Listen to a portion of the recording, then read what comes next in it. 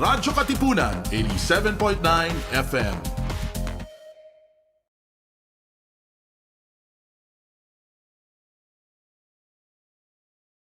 Radyo, radyo, radyo, radyo, radyo, radyo, radyo Katipunan. Radyo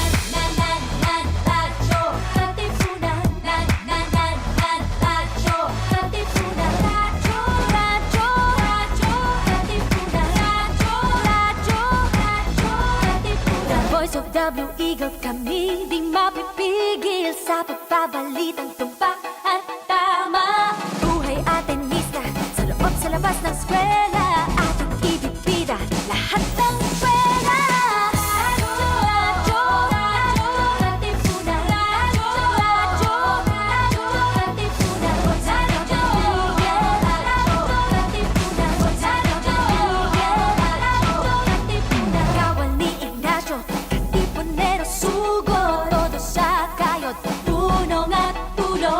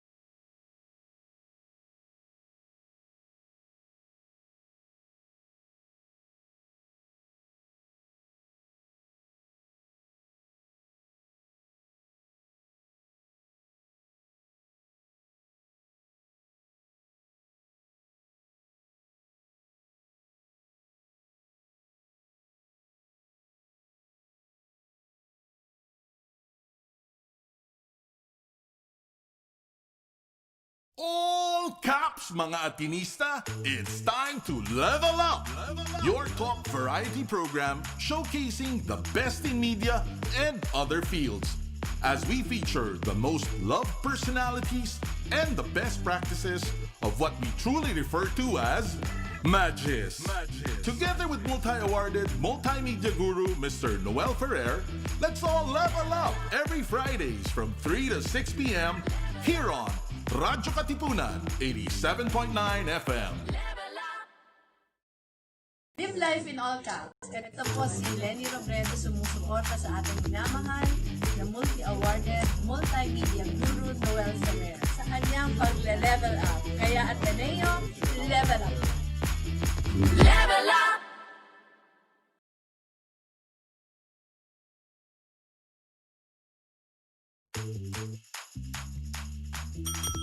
All Kaps, mga kapamilya, kapuso, kapatid, kabarkada, mga katipuneros.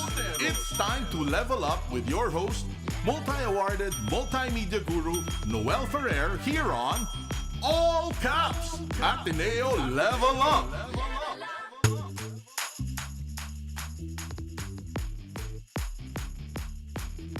Already, all the best. Bayang nagtatanong, mamamayang nag-usap. It's time for Ateneo to level up. Okay, we are doing a special show this afternoon because we're celebrating the second anniversary of Radyo Katipunan. And we're here with very special guests that we feature because we feature the most loved personalities, and we'll talk about a lot of their experiences with the Ateneo also. So, well, a lot of our talk today will be going back, well, trying to reminisce their days in the Ateneo, and well, trying to live out the principles they've learned from the school. We have none other than, first, we have Senator Dick Gordon, and then later in the second hour, we'll have Senator Risa Hontiveros. And then may scoop pa tayong dagdag for our second anniversary. Kasi second anniversary nga, dos for dos tandem, si Anthony Taberna at saka si Gerry Baja in their new home. Kasi, well, nag-end yung contract nila sa ABS-CBN. They'll be transferring to DZRH, and this is the very first interview we'll have of Gerry Baja and Anthony Taberna. Of course, we'll feature people who embody yung na tinatawag nating Magis. Well, the first guest is, of course, very, very special. AB History Batch 1966 siya. Tapos doon, he's the Red Cross chief, or the boss of Red Cross. But I remember him more as the father of my students, my dear students, sina Marnie and Ali Gordon. I hope he's on air now. Well, we have Senator Richard Gordon. Hello, sir. We're waiting for him here to come in. Hello. Ayan na. Hinihintay natin siya. I hope he'll find it through our Zoom. Okay. Nandito kasi si John Philip. Anyway, ayan na. Game. Kasi we're coordinating with Joshua, yung assistant niya, because they're attending to certain matters to the Red Cross. You have any questions, lagay nyo lang sa thread natin dyan, and I'll be reading some of the questions later.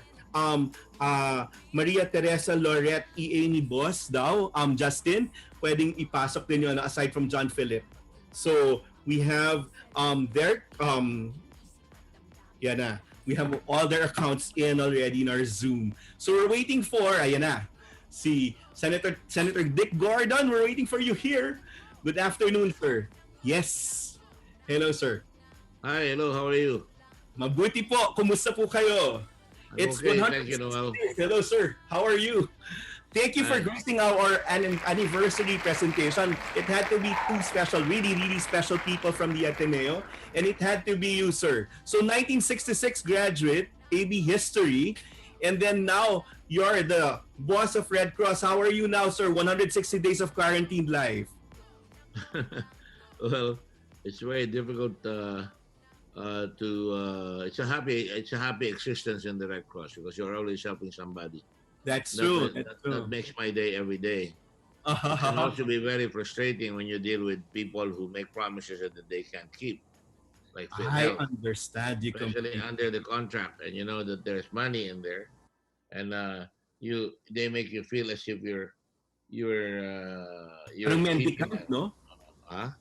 parang mendicant, parang nagmamalimos kayo ng perang dapat sa inyo I talaga. never do that. I give them the business. I don't believe in that. I'm not your That's true. humble Atenean. I'm a Yeah, very aggressive Atenean. that's true. Somebody doesn't make the grade. I tell them what they are. That's true. Sir, in July, you also self-quarantined together with your wife and 10 staffers, no? How did that happen, sir? Paano kayo? I know you to be so active and so, well, really productive. Did you have to quarantine yourself and then like coordinate Well, things while you're in isolation? Quarantine is a very loose word that is Yes, used. sir. I am not on quarantine. Aha, I'm okay. just working at home because I just figured after all the lobbying by Marnie and Ali and all my children Yes, that I'm putting my wife in harm's way, that's that true. it's about time that I stop working out of the house, going to Cebu, going to Tondo, That's stop doing true. that, not even going to the office because a lot of our people were getting sick. But I Yeah, stay at home. So I work at home. It doesn't mean that I laze off here. I yeah. even work all the way up to 4 o'clock in the morning because it's harder because there's so many conferences to be made and my staff has to keep up with it. Yes, and I know you to be an action man. So how did you manage that isolation, sir? From your family and from everyone else? Well, you're climbing walls all the time because very frustrating. You want to get information right away. That's true. And nothing like being face to face with your people and you can see the reaction. And well, I'm not complaining about my people. They're just not used to the kind of grind. We Filipinos are kind of lackadaisical sometimes. Not all of us, but True. many of us are lackadaisical. That's why we can't compete with Japan, Korea, and Singapore. That's why they overtook us. It's all a matter of philosophy and attitude.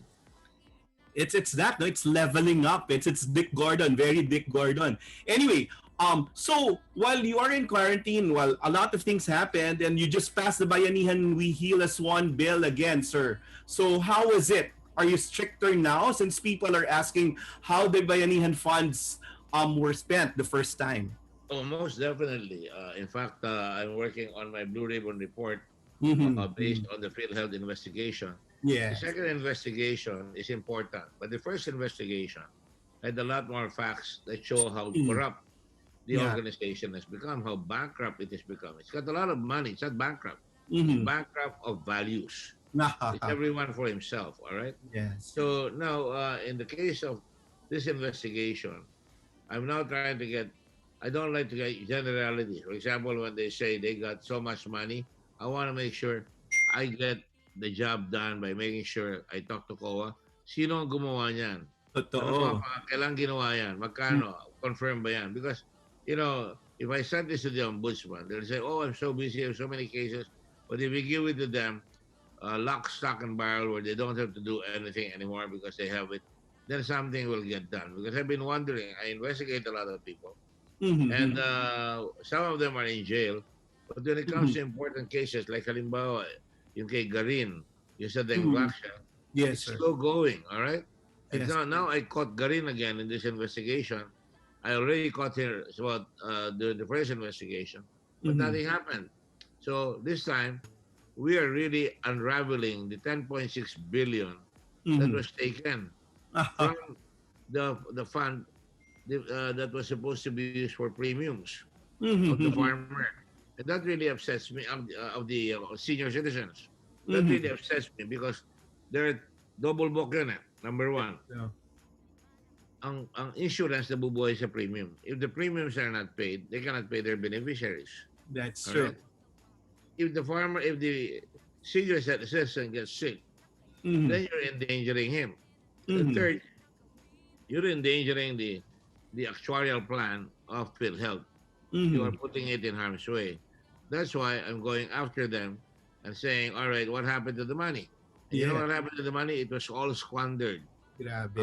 And if you look at it closely, and this is what I'm trying to tell many of my friends, including my classmates, Mhm. kala nila ganun lang eh. But you Mhm. see, when you start looking at the timing, the Mhm. money was released on December the 29th, Mhm. 2015. Elections were May 16, 2016. Mhm. So they did the Vaksha, and they released the money on Mhm. December 29th, and the same thing, 10.6 billion was released on Mhm. 20 on 20 15. Yeah. And right now, God is good. October, a few months ago, no, last month, the Court of Appeal said that part of the money that was taken from that 10.6 billion has to be returned. Uh-huh. And that's a lot of money that's going to be returned. Sana So, mabalik, kita sir. mo hindi ginamit. Kinuha lang yung front money, yung pang mobilization money, and that Mhm. was used to be given to the politicians who were going to campaign at that time. That's why Grabe. haka-haka. But sir, I saw your interview sa CNN Philippines and you said you were gonna stop your operations, at least the testing, if they didn't give you that money that you needed to seed the fund that they promised you. Were they able to give that money that you were like expecting from them? Well, it's just like dialysis. Nandadaya sila sa dialysis. Okay. Nandadaya na sila, nagsisinungaling ba sila? Nagbabayad sila ng dialysis na namatay na. Ganun Ah, na naman dito. When we signed that agreement, and please make sure, I never asked any government entity to that's test it. with us. Yes. Yes. They came to us. You wanted to partner with you, yes, Six because you were cabinet more members efficient. came. And they Yeah. said, no, it's not a question of efficiency. We were faster. You were We fast. had automated machines. They had antiquated machines that they had to do by hand. We had modernized automated machines, which I got from China after researching. And Mm-hmm. so they all came and they were so happy. Mm-hmm. If you look at the chart, I don't know if Athena can show you the chart. Mm-hmm. The testing of Red Cross is way, way out there. We're number one. Mm-hmm. We're number one. We're about 540,000 right now. And the RITM, which is the government's, is somewhere in the area of 200 plus thousand. There, you can Mm-hmm. see that. Yeah, we see the chart 522,000 now. today. Yes, sir. Can you see it? Yeah. Yes. RITM is 203,000. The Yes. Toxic is 181,000. That's a big business. And Yes. because we have a lot of machines being put to bear. Kaya lang Mm-hmm. maliit yan, at kakasakit yung medtech, Mm-hmm. ibang machines, na minsan nagko-conk out that we run out of time. And then initially, the Coast Guard who did the yeoman's job, even if they made mistakes, I forgive them in getting the data. But now we have computerized that. Uh-huh. And the nice thing about it is young people from Xavier Very and good. from University of Vancouver, from Mm-hmm. Galen University out of Switzerland, Filipinos, young Filipinos like I did in Subic, are Very helping good. me fix up the system. You have an Atenean there also with Martin Gomez, who graduated later on at MIT, and they're Mm-hmm. all helping me put it together. Really They're all young, just with dynamic friends. people, no? Yeah. It's always young people that always Yes. manage to do the job. And I Yes. do that because I pick it up. Remember, you said I'm from history and government. One of the things I learned from history and government is the fact that the Japanese restoration started with young people That's when true. the Japanese got forced open by Commodore Perry.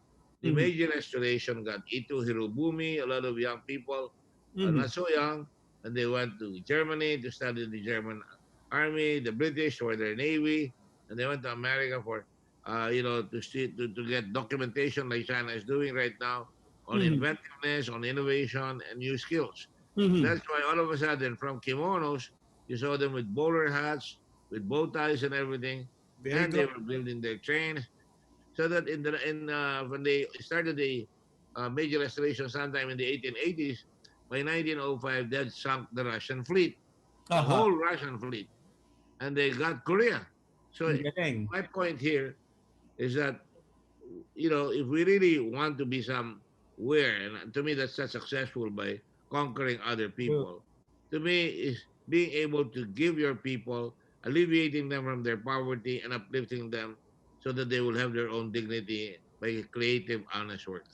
Very good, sir. And a very good formation for the young. Ang tanong dito, di ba, buhay at kabuhayan, yun talaga yung tuon natin ngayon. Yung politicking should be set aside already. But do we have enough funds?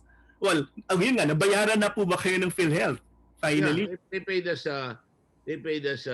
about 330,000. They still owe us about it's growing 800,000 because it Pero grew right kaya pa ng away. operations niya, sir, kahit na-delay yung bayad.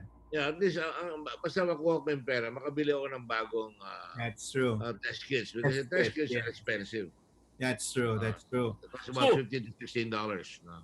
So but where will the government get the funds, sir? Yun dun sa inapprove nila sa pinag-uusapan ngayon, Bayanihan Act 2, no? So kaya pa ba? And then ang tanong ng mga tao, how will these be disbursed and how can we pay that after, no? Ano yung plano, general plan? Alam mo, maganda sa atin, meron tayong mga OFW. Yun lang ang ginawa natin tama. Instead of exporting, we exported people. That's true. And we have a big chunk of money that's there. It's not infinite, but it's finite. But that is what keeps us afloat. Government can always print money. They don't have to print money yet. You don't want to be Portugal. You don't want to be in Ireland. You don't want to be yung pigs, Greece, and other countries like that killed over when they were overspending on fabulous salaries, vacation leaves, and everything like that for their government. Yes. We're better than that. So they're gonna make out. Ang problema is they don't look at the contract. They sign the contract. That's and true. ito para malaman nyo, they have to pay us 100 million. And once it goes down to about 60 million, they should replenish it. So tuloy-tuloy. They never replenish it. So lumaki ng lumaki. So every month, every day, I tell them, naningil na ba kayo? Naniningil, hindi nagbabayad. So I really got tired of it because we almost stopped operations about 2 weeks ago. Yes. So the next time that they don't pay, they paid after 26 days. So the next time they didn't pay, I came out. Akala nila kasi takot ako sa tao. Hindi ako takot sa tao. Sir, I saw that. Bigay ko yan ng ultimatum eh. No, sabi ko, you don't pay, I'll stop. Yes. I will take care of the poor. I have an 18 million peso money set aside for poor people, indigent fund, which I have with dialysis. I have a dialysis Samaritan fund. I have a blood Samaritan fund. And now I have this fund. It's not much, but if you don't pay, I'll go on. And you know what? Look at the numbers. If you look at the numbers, if you stop that, you're going to be in trouble.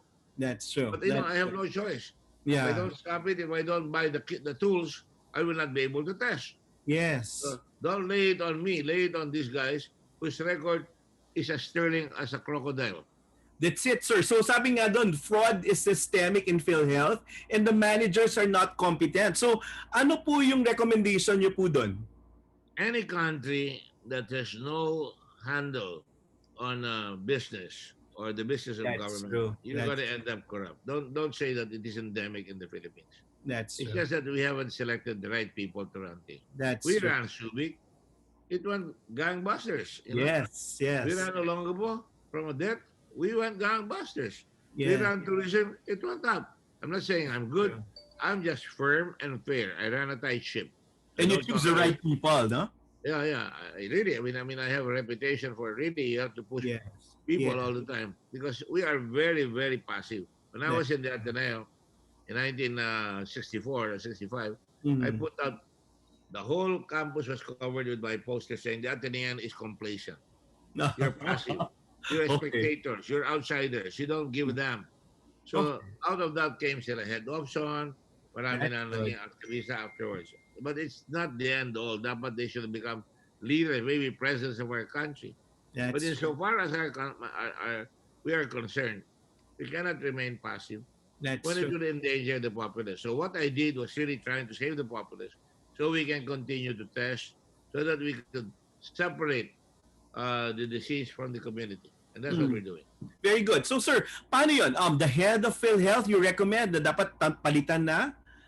And then DOH, sir, what's your position there? How has the DOH been addressing all these problems? Kasi kasama rin pa sila dun sa sistema ng PhilHealth, no? Kung talagang dudusin, mabagal si Duque. He's afraid. True. Yeah. He's afraid, you know why? Because he's running a department that's really snake bit. A lot of people are there and they have practiced corruption for so long. And you know, like in PhilHealth, that's why they change presidents every 2 years.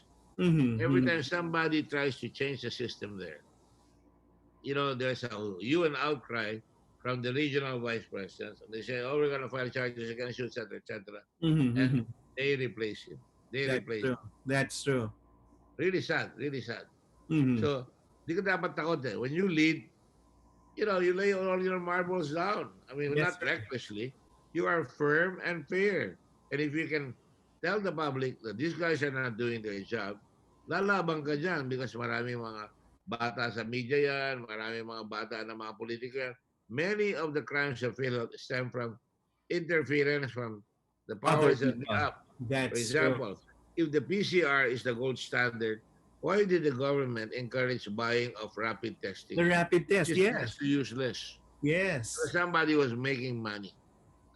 Ha ha ha. In our industry, it has become, that's a media, sir, no? Bago mag-taping or bago mapusumalang sa camera, may rapid test, and then eventually people are saying, oh, useless. No? So, yun yung hirap, sir. At the height of the DOH and the PCSO investigation, you in the Senate said this government really appears to be not capable of fixing problems involving corruption and peace and order. It's hard to say, but you said it na ang nasa-solve lang yung ABS issue, mabilis sila doon. But sir, ano yung nagpipigil sa kanila to do this, to do the drastic changes in terms of corruption? Because, una-una, naghihintay yung mga congressman at senador kung anong signal ng presidente. Grabe, no? Ang signal ng presidente, ABS-CBN, tanggalin. Fine. Ako, I oppose that. Yeah. Four square. That's You true. know, even if I don't like ABS-CBN, But it has created unemployment now, no? During this pandemic. Hindi yung issue ng unemployment doon. They can always get jobs. They have skills. Okay. Ang issue doon is this. When you have a broadcasting company and you're trying to fight corruption, you don't charge politicians like Dick Gordon or anybody who's running for national office Mhm. 850,000 for 30 seconds. Okay, yeah. You're a smart guy. Mhm. If I spend 200 million, Mhm. where will I get that? I have to get that from my friends. I get it from That's true. guys like Jun Lopez who owns Starbucks, or I get my friends, my classmates, Eddie says, etc. They help me out. Yeah. But supposing a drug pusher comes to me, a drug lord, or supposing a gambling lord comes to me, then, or a businessman with a lot of companies come in, then I am regulatorily captured. Yeah. That's why I say, dapat may control yan. And I've tried to do that and my colleagues won't go with it. They complain but they won't do it because takot sila sa ABS-CBN. Uh-huh. Now, in the case of graft and corruption, how many cases have we filed? This is a very strong blue ribbon that I handled. Yes. We have locked up people. 2 high officers, Yes. talagang blue chip, Yes. commissioners of the Bureau of Immigration. We caught them by sleuthing. We got a video that showed they were taking money in bags, taking it to the car, 50 million. Ano mahuli namin, kunyari nagbilang, kulang pa ng 1,000 para hindi pumasok Grabe, sa no? frontier. Grabe, kapal talaga. So, nakakulong sila ngayon. Buti. Sa customs, isa namin. Meron pang 2 colonel nagtatago ngayon. Dahil sabi namin kasama yan, hindi hinuhuli ng gobyerno. They're soft on crime. Alam mo dito, hindi issue yung mga ganyan sa Amerika. Demonstrahan nila. They're soft on crime. You know, he cannot lead. He's soft on in China. It doesn't resonate here. It's the failure of our system. That's true. Failure of guys like you and me who don't urge the public to analyze. There's no analysis of the people. It's just instant gratification. That's Give me the money and I'll vote for you. That's the problem. Sounds simplistic, but that's the point. That's why at the beginning of the elections of 2015-16, lumabas siya ng malaking pera. Almost 18 billion came out. Ginamit sa eleksyon. Ano nangyari? Nagbago ba? Hindi. Natalo pa sila. Yeah. So now we should lock them up and throw away the key. So, Nakabalik pa nga eh. do we see people being charged now, sir, sa PhilHealth or DOH even? You know, I'm working right now with my staff. Yes. And I have this audit report, all right? And I just called Mike Aguinaldo. And I said, Mike, this is for La Patria. May statement ka rito. Ito nakakuha ng 32 million. Sino yan? Bigyan mo yung pangalan. Kailan nangyari? So that when I give it to the committee, lalabas na, lahat yan may proof ka. Hindi pwedeng haka-haka. Dito, they try to it's guilty by media. By media prosecution. Yes. You cannot do that because when it gets to the ombudsman, walang ebidensya. That's So true. when I investigate, I have the evidence. I want to show that I have the evidence. But do you want them to like take a leave of absence before while you're investigating them, sir? Well, they can hide records. Ah, okay. Di ba? Okay. They'll do that. No, but sa akin, they should be sacked and they should be told you cannot go to the office, you cannot seal documents. Then we have to report, but you were sacked in the meantime. That's true. That's true. Talk about the COVID response, sir. Kung kayo yan, I know you're very impatient about inefficiency and yun talaga, wala kayong pasensya talaga dun sa mga taong hindi nagde-deliver ng mga pinapromise silang output. How do you assess our COVID response I've always been fair. Yes. Look at the world. Mm-hmm. Everybody is in trouble. Yeah. China started this. Mm-hmm. And what did China do? They do use draconian measures. Mm-hmm. Mm-hmm.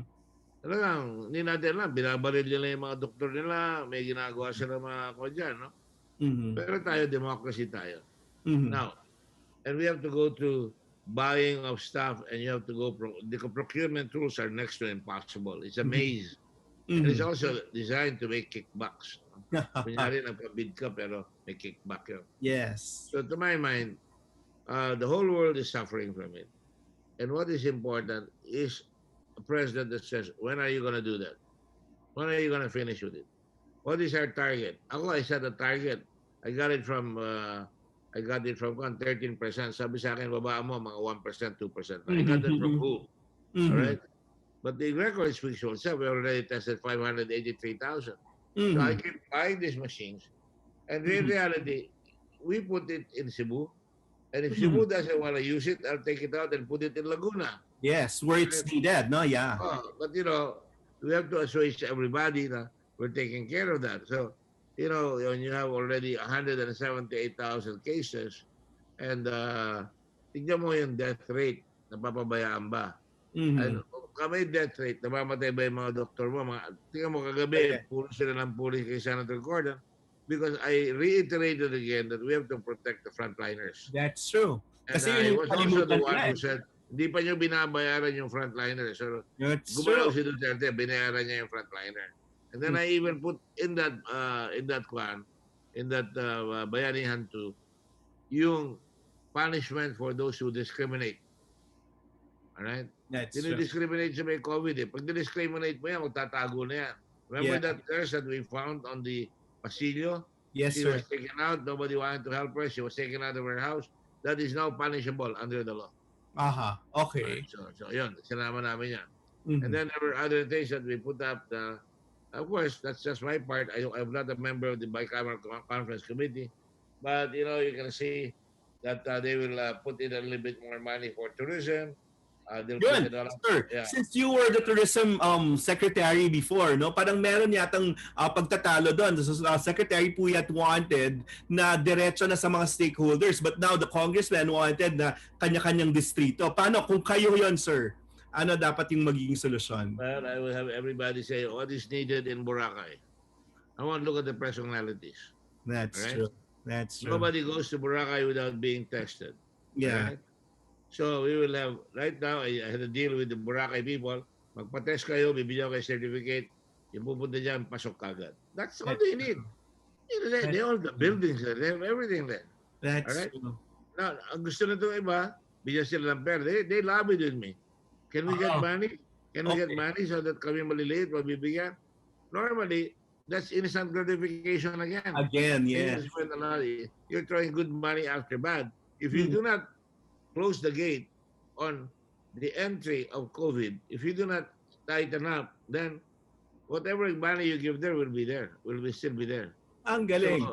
So, sabi ko, I will, when I take out, let's say, one of the people we test positive, we say, all right, we must have, nilagay ko yun, nandun sa law yun. It's a law that says a referral office. Yes. It really is a command and control. What does it mean? May nagkasakit, tatawag sa 1158 ng Red Cross o sa DOH, Sir, saan ba ako pupunta? May sakit ako. Hindi bababa yung telepono. Ano ba nararamdaman mo? O ganito, magkulong ka muna sa kwarto, hindi pa naman grabe yan, wala ka pang sintomas. Pero pag may sintomas ka, dadalhin kita sa isolation, dito ka pupunta, pagsusunod kita sa ambulansya, yung pamilya mo, bibigyan ko ng pagkain para hindi lalabas, para hindi manghawa. Alam yung gagawin, no? Yeah. Alam mo, hindi mo mapipigil ito kung hindi tao ang magpipigil. Kung tayong Totoo. lahat, pag lumabas tayo, may mask, naghuhugas tayo ng kamay palagi, at meron distansya, hindi mangyayari yan. We can all go to work, but That's true. you have to really create a different normal of distancing, a That's different normal of having access to soap and water, preferably hot water, and Mhm. a different angle of having masks, all right? Mhm. And a different normal in transportation, all Mhm. right? Kailangan talaga, ang buses mo, you only take 16 or 20, layo-layo. Yeah. But that's the way it is. Now, if you want to work, you can carry it, go to a bicycle, Yeah. ride a bicycle, or ride a motorcycle. That's one way of doing it. But there are many things that you can do, and I don't have all the answers. That's true. But you cannot change without people being part of the process of change. That's true. People being part of it. Kasi sir, nakita naman natin, the Filipinos follow. Pero Oh now, yeah. who calls the shots, sir? Who do we believe? Kasi parang wala ngang ganyan na authoritative voice to like say, Your okay, president is sick, and I think he is sick. He doesn't okay. show up. All right. One, he has the duty to tell the Filipino people what is he sick of. Mhm. Second, he has the duty to say, in my convalescence, all right, Yeah. I will appoint this guy, the executive secretary, Yes. okay, and he can do whatever he wants. He'll be acting for the president. Which Yeah. means, may confidence yung tao. That's You true. cannot be doing something and looking behind your back if your president approves. When I became Secretary of Tourism, I didn't want it. I Yeah. never wanted. So I Yeah. told Gloria when he was saying, gagawin ko yan pero huwag mo akong papakialaman. I promise But you yours I'll was work. Wow Philippines, no?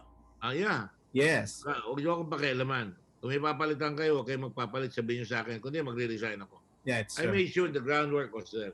She never intervened except for nung namatay yung si Barbers, nilagay niya anak ni Barbers. No, sige, mababantayan ko naman yan. Yeah. But, Yeah. wala akong budget. Sabi niya, ang prangako niya, we'll make it a super tourism con. Walang budget. Nagtatawanan yung budget namin. Punta ako sa Hong Kong, magkano ang budget mo? $800,000. Sabi ko, is it for the whole world or is it for Hong Kong? So, no, it's for the whole world. Pinagtawanan ako.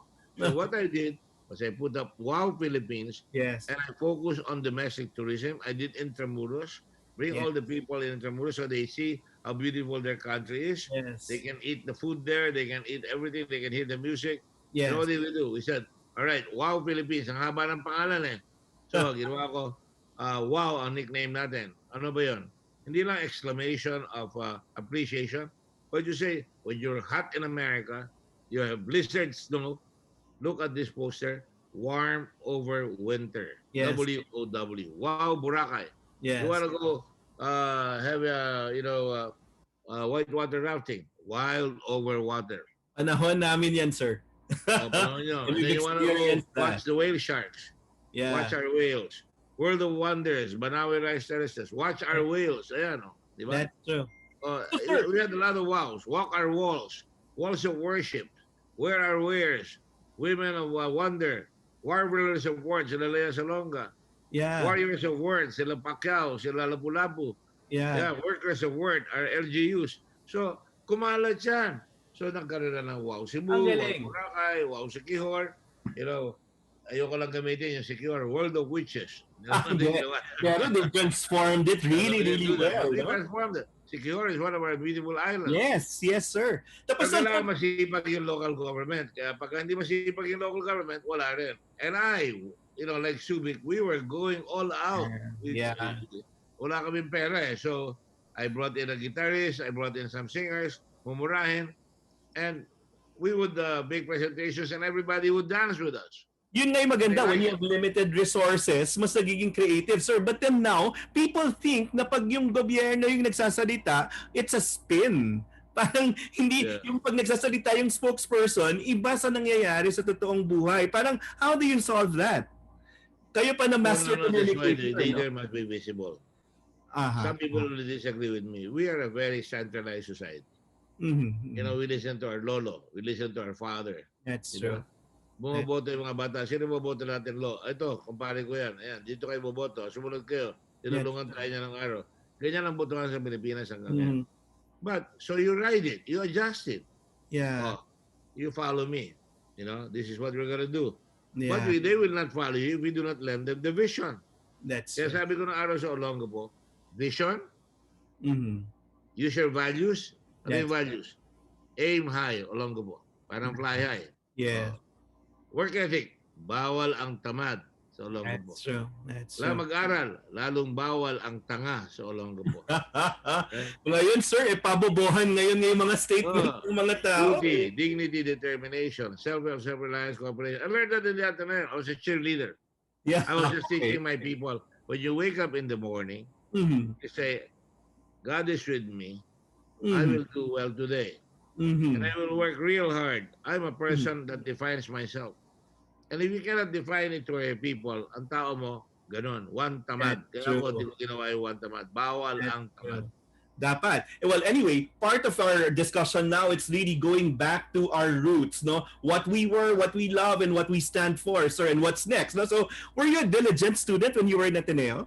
Oh, I was a fun-loving student. I was more involved in student activities. At least, I was no? I was teaching in ACIL in Barangka. I was going out to social order club with women older than me. I learned a lot from them. I had what you call motto which I learned from my father. You Mhm. go with the good guys, don't go with the bad guys. That's The true, always. are always lower. You will learn from the good guys, all right? That And works followed that. always. I followed that. Then I was a cheerleader. I couldn't make it to the basketball team. I was too short. So I became a cheerleader. Yeah. And, I never left the bleachers, even if the lights were off and LaSalle beat us by 55 points, you'll still be cheering. We never got defeated in spirit. And that's what we need in our country now, no? But sir, saan yung tambayan niyo, sir? And where did you used to eat? Doon? Yeah, Sa dito. cafeteria lang kami doon. Cafeteria talaga. So hindi kayo lumalabas. Wala pa masyadong ganun. We would eat at Max. When we had my classmates sila Rod Streda, we got a discount because their family owned Max.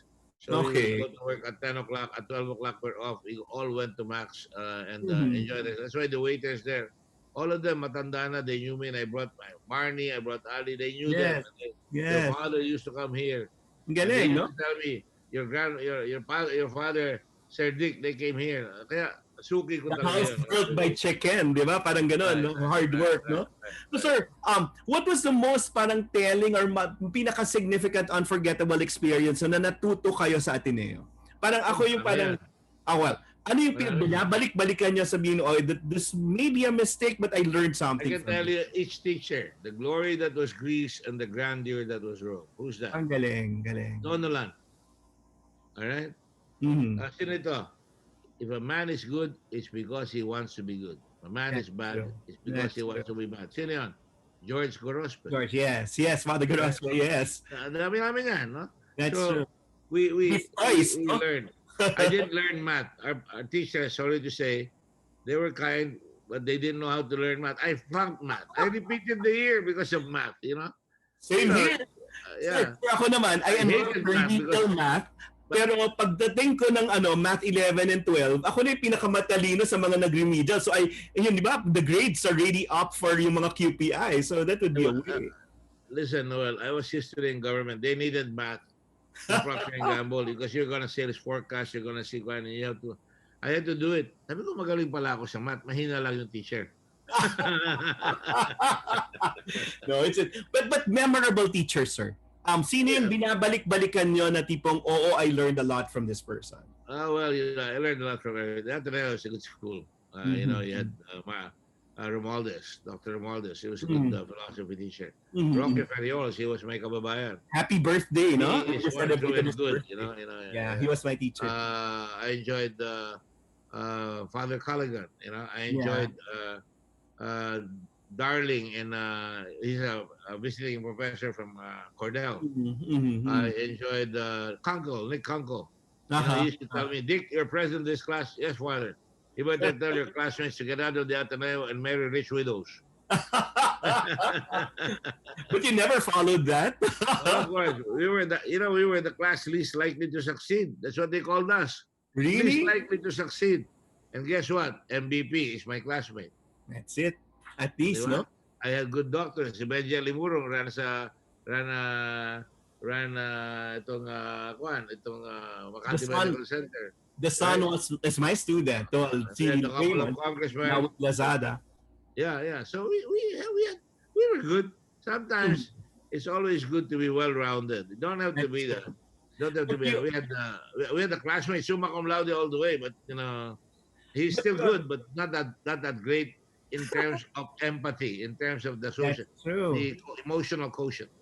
Now, your eloquensya sapiensya. Sir, kayo yan. But now, how do we like inculcate that in government? Or how can we like encourage people to be that in government? Because that's what we lack now. People communicating what they feel and what people need at It's called this the sound time. of silence. Yan nga Diba? Yun ang nangyayari Yeah. People talking without listening. That's true. Diba? That's true. Daming ganyan. So you have to really make sure that you're well-rounded. So ako, I laugh with my people, but I also talk with them. So it's Yes, yes, right yes. now, lagi ako sumisigaw. Bakit? Pag sinabi ko, hindi sasagot. Ano ba kayo? Hindi nagsasalita. But when I go to my other group in Red Cross, I have these young people. Oh, they're very assertive, including my grandchild, my grandson. Malaban sa akin yun. They would assert. Then I talk to him, it's always good to assert, but use your timing, use your charm. That's Get the true. others to listen to you properly. That's And true. I make the same mistake all the time. Sometimes I tend to be very outspoken, and I got to be outspoken because I remember I was flunking geometry, and we had a basketball coach by the name of Dick Francisco. And I Uh-huh. said, "Sir, I want to learn geometry. I'll sit up front. What do you need me to do?" Alam mo, Dick, sabi niya sa Ateneo, taas mo ang kamay mo, magtanong ka na magtanong. Kahit na hindi alam mo yung sagot mo, pakita mo yung effort mo. And I never Ginawa niya. forgot that. Taas ako ng taas ang kamay. At nasa unahan, di ba? Yeah, dapat nauna ka. I did that in law school when I was in UP. I That's would get the good. toughest teachers because I wanted to learn. Pagka soft touch yung teacher, hindi ka matututo. So I would sit down up front and I would really readily answer. Pag alam ko, taas kamay. May kondon may recitation You go to the whole 9 yards. But at least I was always prepared. Pero sir, okay ba sa inyo na sinasabi ng mga tao takot sila sa inyo? Or should we shift now from fear to at least something, yun nga, empathy, and then dapat mas may hope yung mga tao? I don't know why they would say that. Why would I be in Red Cross kung takot sila sa akin? Yeah. Ayaw lang nilang itaas ang bar. Sabi nga ni Cora That's Almadena, That's si true. Dick Gordon, sabi niya, tataas niya ang bar. Pag nakuha niya na yung bar na tataas niya uli. Di ba? Level up talaga, no? Oo. Taas ka ng taas. Now, That's takot sa akin o mahina lang ang loob? That's true also. Sabi niya sa akin, ang bilis mo magsalita. Sabi ko sa kaibigan ko, Tigre Lasal, hindi, mabagal ka lang mag-isip. Or mag-intindi, yes. Yun na talaga. Ganun ba yan? So, don't worry about other people. Mm-hmm. So long as you know deep down inside in you that you're doing right, you do it. I'm sharing that with everybody. That's true. If you're in a foreign, in a congress in a foreign country, I always remember the noisy wheel gets the oil. You get noisy and you're nakakainis, you get the oil, they'll kick you out. But if you're noisy and you're substantial, they will listen to you. That's why, on 2 occasions when I was in tourism, I got elected in absentia. Because they know what we stand for. In the Board of Governors of the International Red Cross. Because they like what they hear. That's So true. why would you worry about it? People will always mock you. People will always say something about you because they're envious din lang magawa yung ginagawa mo. Ganun yan That's It's a true. culture.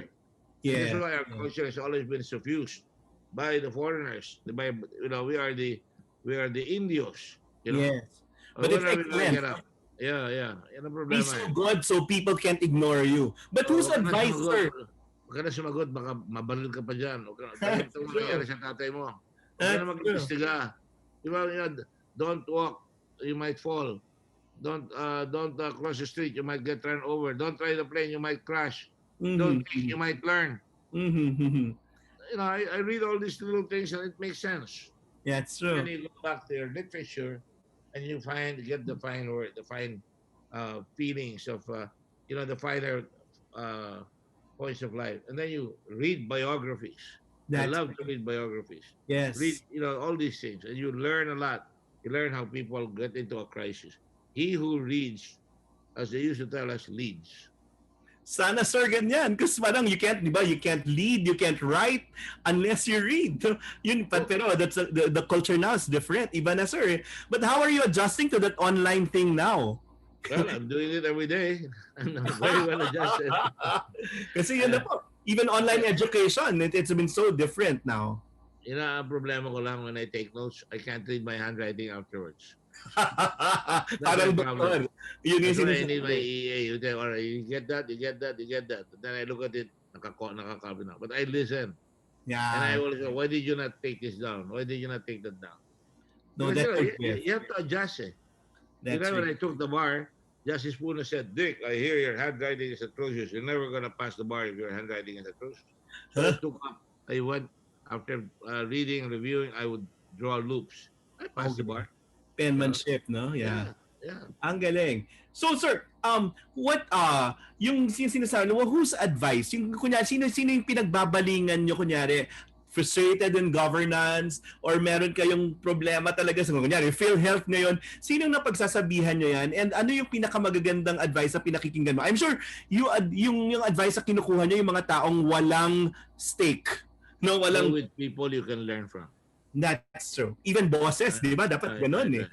I have a lady who used to follow me when I was in Pinatubo. She was in World Health Organization. I call her in. I call her. That's true. I That's got true. UP doctors who tell me, ano ba ito? Tama ba itong ginagawa ng mga tao ito? Very good. Then I read. I know that there is a new test, 1-second test. Mm-hmm. I call up Maganda with the Dome. O meron raw kayong 1-second test. Isama mo na ang Red Cross namin dyan pagdating dyan sa... Very good. Very good. I was So you patient don't with the people. you don't want me. Economics, I have a good kid who knows his business, who knows what I know. Yeah. But sometimes he knows better than I do, and he likes it when I listen to him. That's it. That's it. Yeah. Okay lang sa'yo may dissent. Oh, No? yeah. Yun eh. It seems like this parang this government also parang medyo balat sibuyas sa dissent. Alam Look, mo, kailan ako takot? Kailan ako lang takot? Pag wala sinasabi yung staff ko, takot ako doon. Bakit sir? Ay, baka ibayin ako. You know, the punch that you did not see is the punch that knocks you out. That's true. That's true too. Good lesson. Good lesson. Yeah. Well, sir, balik tayo doon sa Ateneo. What's the best lesson you've learned from school? From Ateneo? What differentiates us from others? Siguro, kasi nasabi nila konsensya eh. Buhay pa rin sa inyo yon, sir. Palaging buhay lahat yan. My father was an example to me. My mother was an example of talaga you can rise even if you're poor. Hindi ito pareho na iba. Nanay ko talaga nagtinda sa palengke nanay ko. Nagtinda lang para mapaari ang mga kapatid niya. And I wanted that and it was precious to me. And when I flunked, I had to face my parents. I put them in the ear. And then my father took me to school and he said, if you can't be studious, be a leader. And that's when I started going into extracurricular activities. What did I learn from that Ateneo? You know, unity, teamwork. You know, in the bleachers, I learned a lot in the bleachers. I learned a lot from the professors. I learned to I hated poetry, but I read it. Now I like it. You know, I go back to it. Yeah. I didn't like Latin too much, but now I use it. Yes. So it's sometimes you think you're not learning, but actually, if you're diligent, if you think about it, it will come back to you. And the Ateneo is a place where it sets the ideals. You cannot be all rhetoric. Marami sa atin sa Ateneo, all rhetoric. Yes. Hindi pwede yun. And marami sa atin, meron pa rin mga nagsasabi na, inggit or something like that. So, when I remember when we have people like that who are overly smart and nagkikriticize, I tell them, when my father was running a restaurant and I would advise my father on what to do, and I'm being recalcitrant, he would say, Dick, if you're so goddamn smart, why aren't you rich? Iba. And he got rich the hard way. Got Yeah. rich the hard way, right? Yeah. So, gano'n rin dito. A lot of people will try. Some of them will say, Dick, ito, gawin mo ganito. And they're just showing off, blowing smoke. Senador yung kausap niya, akala mo nag-a-advise. So one day, I told him, alam mo, Brad, sabi ko sa kanang ganito, you can advise me, but advise me properly. Don't advise me and tell everybody, kaya kong sabihan si Gordon. Kaya mo sabihan si Gordon, ilagay mo lang sa lugar. I am not fearful. Yeah. I am not somebody that people should be afraid of. That's I'm true. not fearful of anything. Mhm. But I'll tell you this. You can be assured that when you get it from me, it will be straight, very clear, and you know where you failed. And That I will pick you up after that. I will always pick you up. I try not to fire anybody. Very, very few times that I fire anybody. galing, galing. Sabi ko palagi, you don't work, you don't eat. Why kayod, why kaon? Simple Galing. lang ang buhay. You know, that's why vision, values, volunteerism equals victory. Galing. You go to the Red Cross, volunteers, plus logistics, plus information technology, equals a Red Cross that is always first, always ready, always there. Pang punchline, sir. Kung kayo presidente, would you have fired Duque already? No. No. So, hindi You know talaga. why? You know why? Yes, sir. It really is difficult. I'll Yeah. fire him if he's lazy. I'll fire him if he's lazy. I'll fire him if I find that he's a crook. But you don't change horses in the middle of the stream Okay. unless you will only change horses. If somebody can come in better than Duque, who knows the job, and I have a couple of ideas, Oh, I'll fire him. I'll tell him, Pinkoy, time to go. Baka hindi mo Okay. kaya. how about And PhilHealth, the sir? first thing I tell them, clean up your house because your house is dirty. Yes. How about PhilHealth, sir? What's your advice there? Patagal na marami na kulong kung nandun. Pero mukhang marami na kayong nakakasuhan, di ba? Marami makukulong dyan. I promise you that. Ah, Depende lang sa ombudsman. Okay. So, So, yun lang, kausap ko yung staff ko. yun Oh, nga. nakalagay doon sa audit report. Sino-sino yan? Wala nakalagay dyan. Kailan nangyari yan? Wala nakalagay dyan. I call up the chairman of COA and say, Mike, can you help me? I'm going to really do this. Want to go all out. And di naman sinusunod ng ombudsman. Dahil sabihin na, mahirap pa namin yung mga facts. Give me the facts. Sino yung mga taong yan? Sino yung nagloko? Bigay mo sa akin para may proof tayo. Ang galing. So, we will see more actions, more conviction, I guess, no? From dyan sa PhilHealth. So, Yeah. sir, ano pa yung gusto I'm mo? ready to present PhilHealth. I'm just finishing the touches. Really? Out of respect, dahil alam mo, may mga palabas sa Senate, pagbibigyan mo yung mga kasama para you can get your bills across also. That's So true. you have to respect others. You have to leave some for the others as well. But how many hearings more for PhilHealth in the Senate, sir? Not this one. This one, I think they're almost finished. Ako, I just did 2 or 3 hearings and I know. Natapos na ako nung una, talagang haba na mga hearings ko. Kaya ang hearings ko, the whole day, the whole night. You never saw anybody like that. Yes, sir. Yes, sir. In the morning, you finish mga midnight na. Ang And you keep galing. getting data. You keep getting data. Kasi pagka pinatigo mo, mawawala ang momentum. Totoo. And we have you there as our voices. Parang as well, at least you're our voice there. And then you have us to support you, sir, kung ano man yung kailangan nyo. And Ateneo will always be there to support you too in all your advocacies. Thank you very much, sir. It's a gray name. Yeah. You know, don't expect anything. Mhm. But it would be nice if Ateneo stood out. Not when we're many. That's Ateneo should stood out when we're few. true. That's true. That's what is needed. That And is when what we're is needed. down, no, that pag team, no, so natatalo tayo sa basketball, you're there, no, parang doon mo makikita talaga yung spirit. And now, Yeah, but that's basketball. yes. In the country, you make yourself count. Hindi naman palaging bara ka ng bara, pero pagka talaga masama na, you tell the truth. That's true. The truth is important. That's true. And we stand by the truth. Sir, any final message to your Ateneo followers and listeners now? Well, you know, we have all the traditions. We have all the great teachers in the Ateneo. The Jesuits are great teachers. Acta, non verba. Verbum sapientiae satis est. Yes. The word to the wise is sufficient. Very good. Thank you. Well said. Thank you, sir. Any last cheer before we go? And last one? Last cheer. You're known to be One our word that cheerleader. conquers. It's not one big fight. It's fight. Thank you There's very no much. one big. Just fight. Ganun lang yan. Fight and be one, no? Parang tayo sa hulit-huli, sir. Hindi man tayo makaasa kahit kanino, makakaasa tayo sa sarili natin at sa isa't isa. Thank you for taking care. Self-reliance, cooperation. I have a slogan for everything. Yes, sir. Thank you very much, Sir Dick. And regards to my students, sina Marnie and thank you. I'll tell them. Thank you. Maraming salamat. Sir, up next, we'll just pause for a break and then we'll continue with our second anniversary presentation dito po sa Level Up. Thank you, sir. Thank you very much. Thank you. Thank you.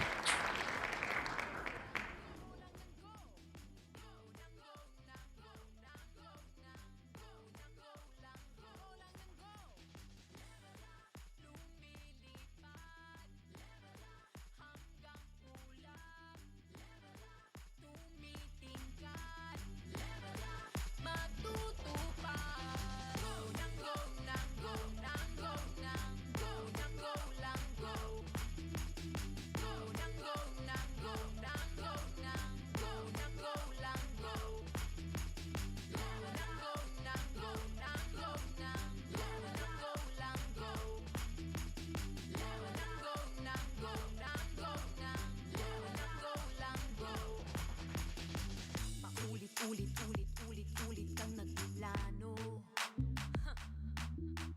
Level up.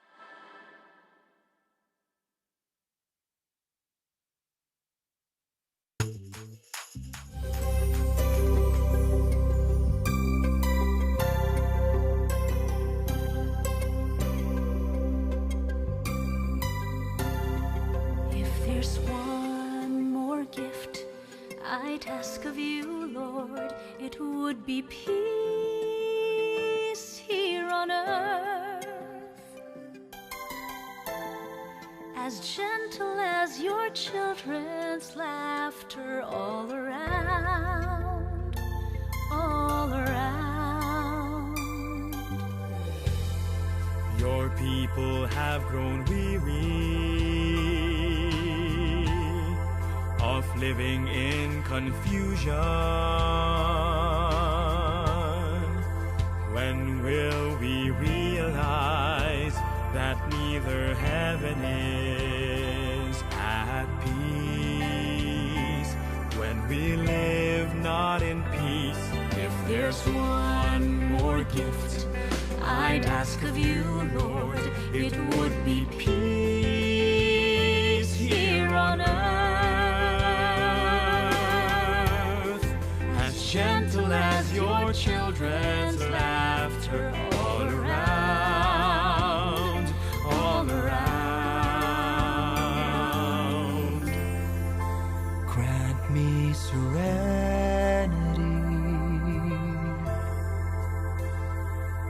within,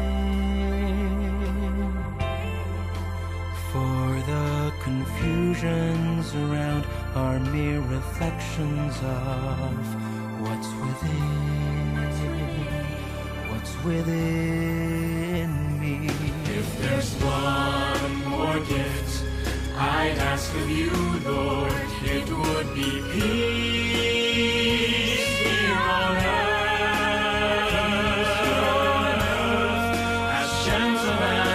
Children's laughter all around, all around, all around.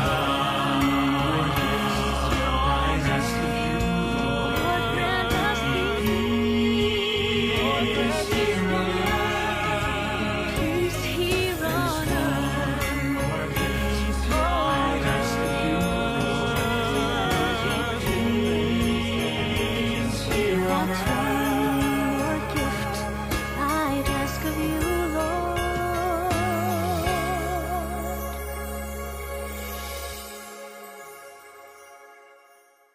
Sumunod sa hangin at agos, aasa ka na ang dalangin, gagabay sa iyong damdamin, ngunit saan ka dadalhin? Ng hangin at agos, alam mong bawat pusong naglalakbay, dumarating sa sangandaan. Ngayong narito ka, kailangang magpasya. Aling landas ang susundin ng puso? Saan ka liligaya? Saan mabibigo? Saan matutuwa?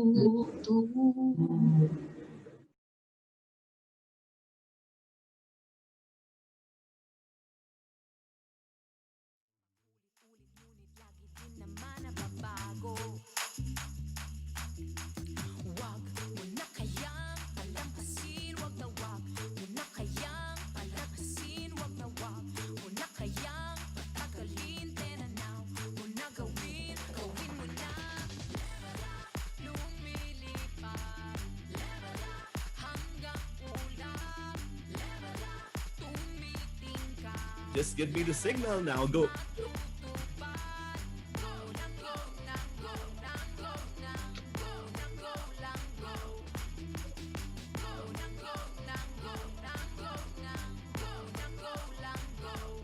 Well, take two. Take two now on our second anniversary presentation here on Level Up, Radyo Katipunan. Here's someone I have worked with sa Ateneo Student Council before, the pride of batch 1997, AB Social Sciences, at kasama kataya, kaibigan sa maraming pagkilos. My honor to have in the program someone I have loved and supported all these years, Senator Risa Hontiveros. Hello, Risa.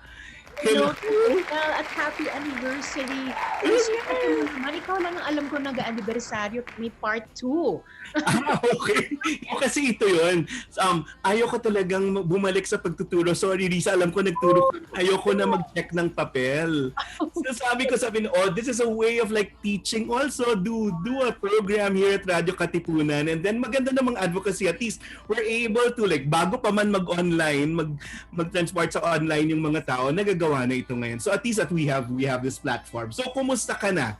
Sabi mo nga auspicious day because August 21 tayo mag-uusap. Okay. Talaga. Well, kumusta ako? Nagpapatuloy. And I think we can all, each of us, Noel, do no less. Dahil sa tao na ginugunita natin sa araw na ito. That's One true. of our heroes na nagtaya, nangahas. At that critical moment, actually paid the ultimate price. So, that's true. How much less can we who are living do, di ba? Kung hindi magpatuloy lang. Pinagdadaanan natin yung pinagdaanan niya dati, Risa. Alam ko magkakasama tayo dun sa pagkilos during that time. So you just came from a forum that remembered this legacy ni Noy Aquino, no? So anong ganda ng reflection mo na ang galing nang nakaka-inspire yung mga kabataan. Kasi it's really their time, no?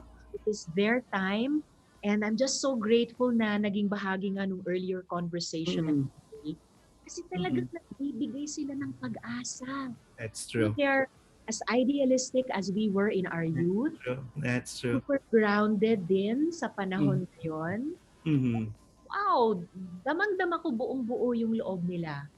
At yun yung nakakaiyak ngayon kasi sabi nga, we shift now from fear, from hate to hope. But then let's go back. At the start of the week, kinabahan ako para sa'yo kasi I received the message sabing, please pray for Risa kasi meron mga taong nagtatangka na masiraan ka kahit ilang beses yung explanation mo na okay, hindi ka kasama dun sa pini-question na problema sa PhilHealth. Parang, saan nanggagaling yon during that whole week? Buti hindi sila nag-flourish, no?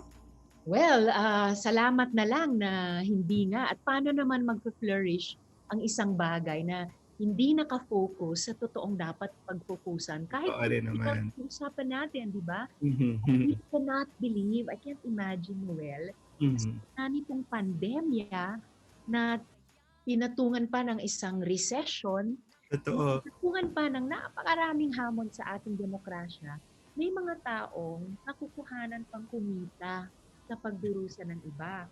And if it's a matter of yung aming ongoing Senate hearing, that's true. Kaya sinabi ko, sino pa ba yung taong pinakadapat dahil siya yung kumbaga institutional memory ng PhilHealth, 2 dekada na nandun, has occupied positions of responsibility on the board, siya yung pinakadapat magbigay ng malinaw na mga sagot tungkol sa alegasyon na naman ng korupsyon.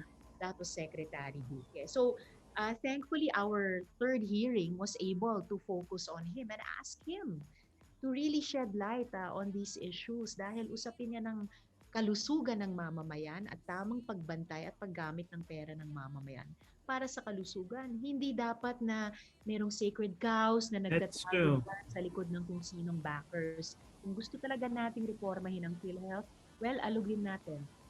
Alamin natin sino ba yung mga grupo o sinasabing mga mafia sa loob dyan. Kung bilyon ang nawala, may malaking bako dyan, exposed all the way to the backer. Pero Riz, nasagot ba ni Secretary Duque yung mga tanong doon? Parang he played meek, no? Parang yun na naghuhugas kamay pa rin. Kahit dun sa pinakamatitinding mga akusasyon. That's true. Sila daw yung godfather ng grupo or ng mafia. Sinabi niya, hindi ako. Pero hindi pa rin niya nabuo yung Kung plano bakit.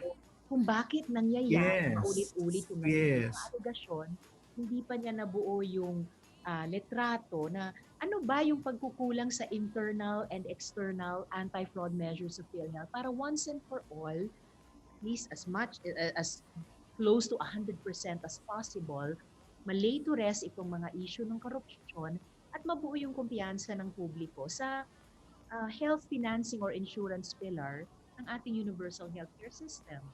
So, Risa, sabi nga, fraud is systemic in PhilHealth and managers are not competent. How do you solve a problem like PhilHealth? So, ano yung rekomendasyon ninyo?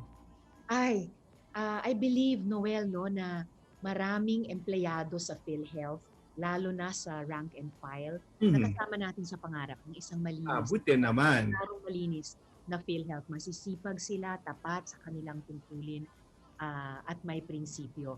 So we need to keep going forward with those people inside the institution na alam natin ay nagpapakita ng good faith and professionalism all these years. Pero kailangan suportahan natin sila sa pamamagitan ng mga pag-correct talaga ng mga internal and external anti-fraud measures. Dati nang mayroong internal audit sa PhilHealth, magandang suhestyon si Senate President Pro Tempore, Sen. Ralph, magdagdag ng auditors ang Commission on Audit sa PhilHealth. Meron din siyang magandang ideya magkaroon ng ombudsman sa loob ng PhilHealth. Sa labas naman, pang dagdag ng suporta sa Commission on Audit, I'm not been pushing, Noel, for this independent price negotiation body. Sa batas na nga ng Universal Healthcare Law, kailangan na lang siyang buuin. Ipatupad, Tupad ng PhilHealth, UH, DTI. Ito kasi yung magsisiguro na tamang presyo at tamang presyo lamang ang babayaran sa government, no? Sa PPEs, sa test kits, at ano pa mang kailangan natin. Lalo na ngayong panahon ng pandemic. Sabi ni Senator Dick Gordon, talagang marami daw makakasuhan at maraming makukulong. Sa tingin mo magaganap ito? Mangyayari ito, Risa? Probably ina-anticipate na rin ni Sen. Dick yung magiging committee report ng Committee of the Whole dahil meron na rin siyang sinimulan last year Senate Blue Ribbon Committee hearing at ngayon kukumpletuhin na rin niya ang committee report. Buti. So it is very possible talaga, Noel, na sa aming findings and recommendations, there will be not only recommendations para sa institutional reforms, pero yung pagsingil ng accountability sa mga opisyal na mapapatunayan, no, na nagkasala talaga sa korupsyon man at o sa pagpapabaya. Kasi Risa, sabi nga natin, yung ibang mga tao hatiman na dapat naman hindi hatid dun sa issue ng ABS-CBN at iba pang mga issue, no? Yung sa PhilHealth kasi unthinkable. Kasi dito siguro yung defining na na issue na dapat against tayo dun sa corruption, against tayo dun sa maling pamamalakad kasi pera yan ng tao talaga. So, ano pa yung spin na dapat harapin natin? Kasi parang hindi na niya malilihis yung mga issue dito kasi mali talaga. Bakit sa tingin mo parang napoprotektahan pa rin yung mga tao? Saan nanggagaling yun, Riz? Siguro dahil maaring umaabot sa pinakamataas. So baka nanggagaling din mula sa pinakamataas yung pag-iwas. So, may suggestion ba kayong ibahin yung leadership ng PhilHealth?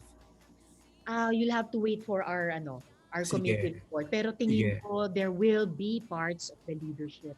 Very good. Yung leadership talaga na babaguhin, no? Very good. Shift to yung yung COVID concerns natin ngayon. Kasi hindi ko alam kung na-approve na kasi sabi may finer points pa ron ng yung Bayanihan 2, no? Pero kumusta yung efforts natin in handling this pandemic now and then? Buti yan, nakaayos naman yung Bayanihan 2, but then generally parang yung mga tao hindi pa rin maramdaman yung talagang isang buong programa para harapin natin yung COVID situation.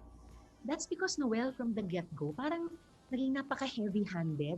That's true. Tugon ng gobyerno sa COVID-19. Health crisis ito, pero palauna, napaka-militaristic. Both pag-conceptualize, pag-frame nung crisis, napaka-warlike. That's true.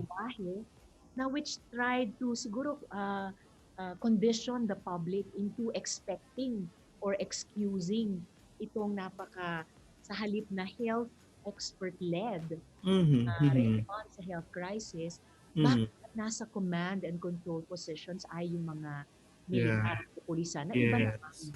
ang field of expertise? Bakit ba hanggang ngayon hindi pa talaga nagagawa yung mass testing, which Mhm. now at our current Mhm. state, almost half a year into the pandemic, na tayo ang unfortunately kumukulelat sa ating region of the world, dapat Mhm. ang mass testing is free, pooled PCR testing sa lahat That's ng true. house, doon sa hotspots at doon sa mga Mhm. vulnerable communities. Yung ating contact tracing, ngayon dapat active case finding yon, no? That's Proactive. true. Yung ating isolation and treatment, hindi pa rin siya up to par. Kaya Mhm. siguro kahit sa pagtingin halimbawa sa Bayanihan 2, which I was very glad to support, no? Mhm. Mhm. Time. May Especially safeguards daw, no? may save, hindi na siya emergency powers law. Yes, Lagyan yes. ng Bayanihan 1 na I voted no to. That's Ito, true. ito ay mas relief bill bagamat Good. modest yung amount na nailaan. Pero Yes. yung safeguards at talagang babantayan ko rin naman, Noel, no, na Good. tama Good. yung paggastos niyan. And may mga amendments siya just from my end for small and micro enterprises at para sa ating mga guro. Ito, in a way, it's trying to catch up dahil That's hindi true. solid yung foundation ng ating COVID-19 response. So, parang catch up sana itong Bayanihan to put in place some more clear programs for relief That's bilang true. tuntunan din ang dapat tutumuhan nating stimulus. Risa, ang tanong ng mga tao, ito sunod-sunod to. So, do we have enough funds? Where will we get them? How will these be disbursed? And how can we pay off the debts afterwards? Kasi yun yung magkaka-activate. Kasi hanggang kailan, di ba? So, na may safeguards doon sa mismong Bayanihan Act 2. And even bago namin pinasa yung Bayanihan 2 law, ratified sa Senate, meron akong nakahaing resolution, Noel, para sa special audit ng COA Good, sa good. mga perang ginastos ng gobyerno para sa COVID-19 response sa ilalim pa lang ng Bayanihan 1. Kasi doon ang Okay. yung utang. Ang laki ng inutang natin. Mhm. Kailangan natin umutang malaki para sa COVID-19 response. Marami ring donasyon ang natanggap ng Correct. ating bansa ng ating gobyerno. At malaking pera ang inilaan ng Bayanihan 1 at binigyan ng mas malawak na kapangyarihan ang presidente to realign these from existing appropriations for departments and other agencies, pati government-owned and controlled corporations. Kaya hindi ka panipaniwala sabihin na wala na tayong pera, kulang ang pondo. Talagang nakipagbunuan kami kahit dito sana sa Bayanihan 2 for more funds that we should That's true. for our people. Hanggang doon lang inabot, but before we go into our budget debates, humihingi talaga kami ng special audit ng COA, malaman saan ginastos, paano ginastos ang pera, at bakit sasabihin kulang or wala na ngayon. Senator Dick Gordon talked about overpriced machines, mga ganon klase. So, paano yun? May mananagot niyan, Risa, afterward? Dapat, Noel. Okay. Ganun makapangyarihan ng isang audit report ng COA na pwede namin gamitin both for the budget of 2021, sabihin kung saan dapat ialok. That's good. Para singilin din yung accountability. Itong sinasabi din ni Sendic na overpriced na ano ba ito? Acid nucleic extraction. Yes. Sabi ni na Senping at Sen Grace na overpriced test kits and PPEs. Yes. Kailangan talaga natin malaman yun, Noel, at singilin ang accountability para dyan. Ano yan it's part of the evil already. Nasa ng pagdurusa ng mga tao, pagkakakitaan pa ba? Sobra, no? Tapos nun, minsan, ang pinapagalitan yung ibang mga tao, pero hindi yan yung solusyon. No? Parang dapat ipaunawa sa mga tao kung ano nga yung nangyayari. So, nag-2-week time out na tayo para sa mga frontliners natin. Pero sinasabing wala nga pang ayuda, Riz. So, paano ginagawan ng paraan through Bayanihan Act 2 ito? At saan tayo nagkukulang? Parang kumbaga, saan tayo parang needs improvement? Kumbaga sa marka. saan pa tayo pupunta? Nako. Bumabalik ka sa pagiging guro mo. Teacher, oo nga, correct.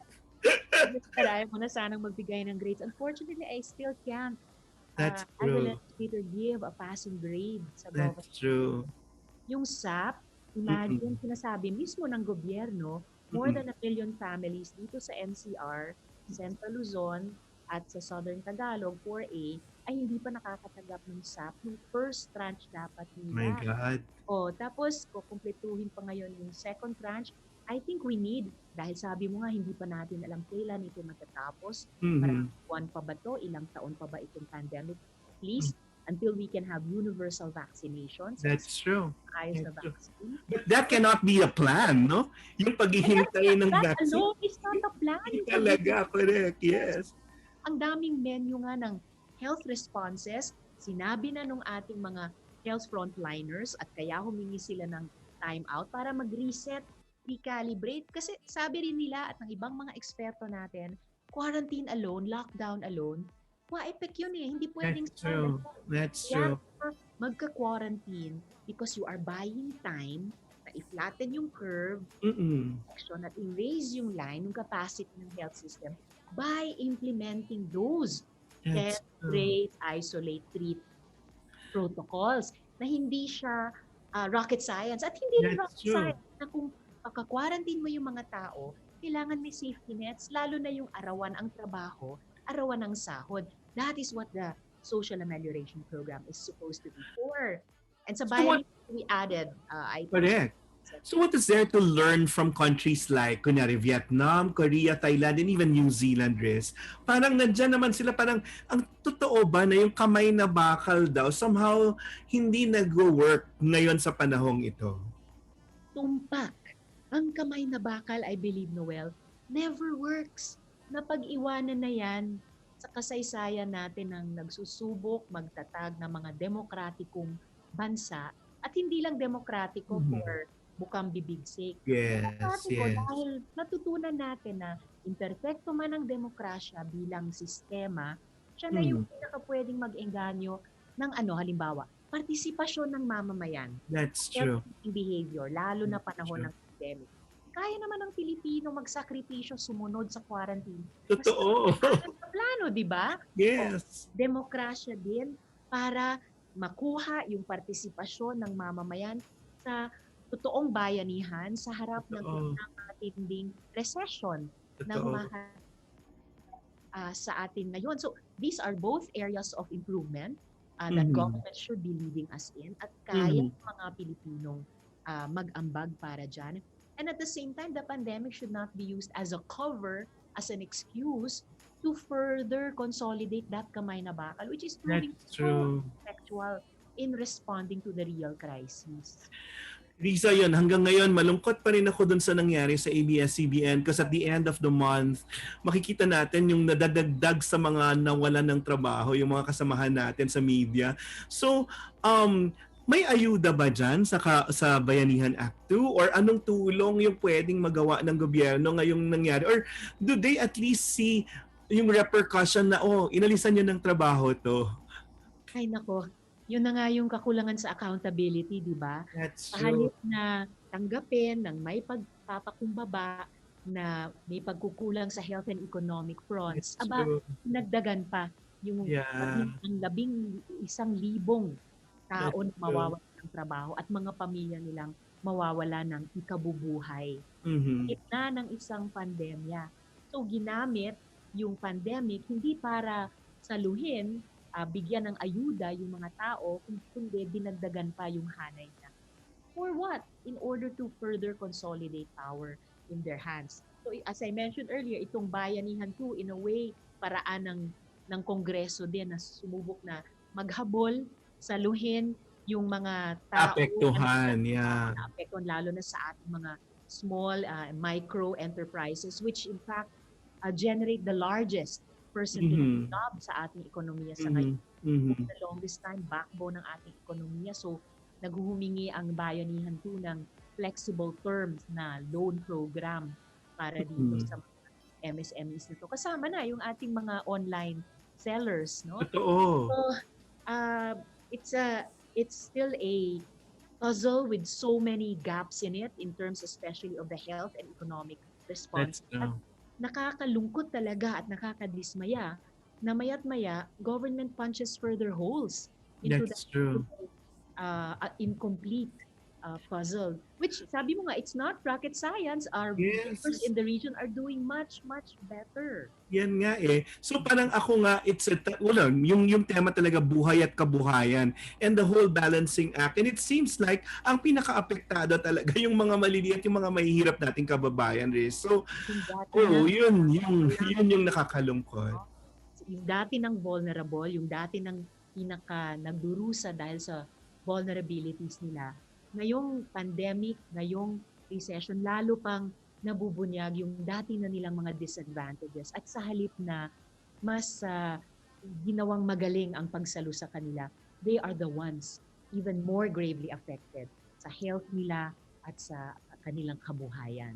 But because of that, are people more conscientized or are they more vocal about their disgust about what's happening sa sitwasyon nila, Riz? Or nananatiling, sabi nga ni Senator Dick, parang yung pananahimik talaga hindi nakakatulong din eh, no? Oh, for sure. Hindi nakakatulong yung pananahimik. But I do hear also from the other side or another perspective, Noel, na in fact, and across political divides, across yung mga pagbansag na dilawan, DDS, o walang bansag, dahil lahat ng Pilipino halos ay umaaray na dito sa at dito sa recession na ito, at are raising more and more critical voices. Even people who are not in the opposition or who still want to give the administration a chance are raising very reasonable critiques. Hindi, yung pinapatanong lang talaga, masaya ka ba or maayos ba yung buhay mo ngayong pandemya? Parang doon naman gagaling yung SWS survey. Oh my gosh, ang taas ng percentage, was it 70 or in the 80%? Mga Pilipinong nagsabing our life worsened in the last 12 months. So sakop na sakop din itong panahon ng pandemic at saka quarantine. And I think all the more na mas mahirap kumilos ngayon. I mean, physically. That's true also. Kasi sakala natin, impetus na yung nangyari, kunyari sa ABS o yung sitwasyon natin para sa mas malawakang pagkilos. Or parang yun nga, parang yung a shared principle na pwede nating panghawakan tulad noon. Pero Riz, parang nagamit to that advantage na napatahimik yung mga tao. Naniniwala ako, Noel, yung mga prinsipyo natin yun, buhay na buhay pa rin sa ating mga puso. Pero sinasamantala din kasi nung kapangyarihan itong COVID-19 pandemic precisely to demobilize us. So tayo naman, gusto rin nating mag-observe ng health protocols, pero kailangan tayo patuloy na mag-exert ng effort, gumawa ng lahat ng malikhaing paraan, pati pag-maximize nitong social media platform, no, na hindi siya ma-colonize ng fake news o ng mere propaganda, pero ito rin ay maging isang democratic space para patuloy na mag-exchange ng mga facts, totoong facts, mga ganitong mapanuring opinion, and really find ways to help each other mag-survive sa COVID, mag-survive sa recession, at i-survive yung ating contested democracy, yung ating democracy. I want to get this from you kasi sa media, kuha namin yan, maraming mga, lalo na doon sa issue ng ABS-CBN, maraming nagko-confess na naging troll sila kasi kailangan nila yung pera. Risa. So you had those people bashing you, pero sabihin nila, nakikiisa po kami sa prinsipyo nyo, kaya lang kailangan ko lang ho ng ganitong engagement kasi kailangan ng pera. Well, then that's part of the long-term na economic reforms na kailangan pa rin na isagawa.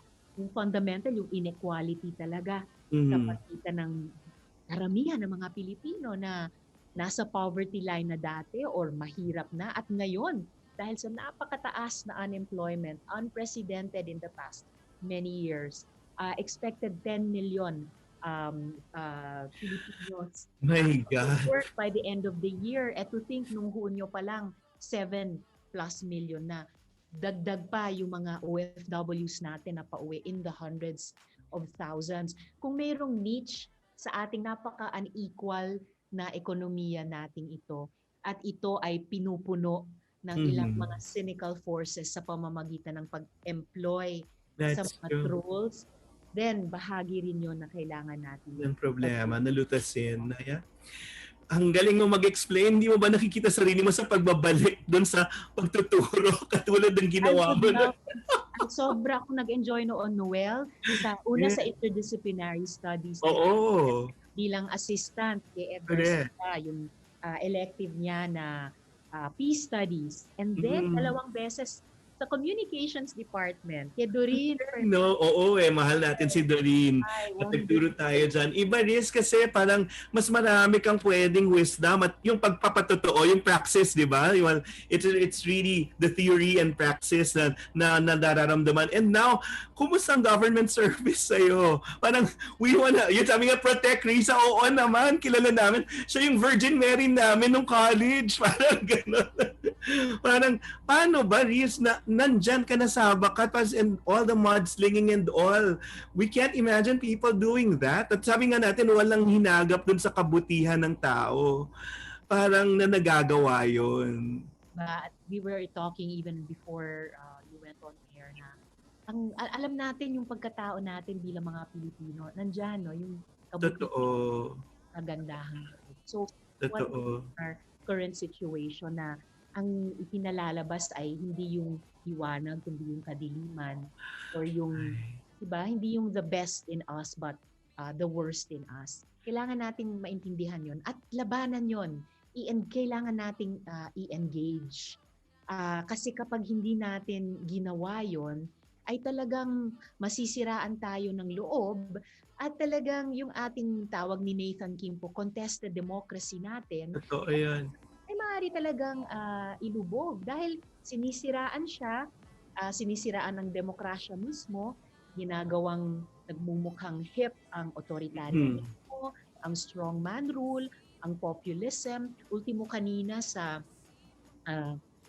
forum. Mga mas batang Ateneo student leaders, mabuhay sila, pinag-usapan yung hindi lang fake news pero historical revisionism. Totoo yun. It's really a struggle between telling our different truths, listening with tolerance, sabi with courage and tolerance to different voices, to all the voices, but insisting na gawin natin ito sa isang demokratikong sistema. Kahit na, o lalo na dahil pandemic, hindi pwedeng, sige, kaliwaan muna, ibigay na muna namin yung aming mga demokratikong kalayaan at karapatan. Hindi pwede. Kayo yung magsasalba. Hindi na nga rin na isasalba eh.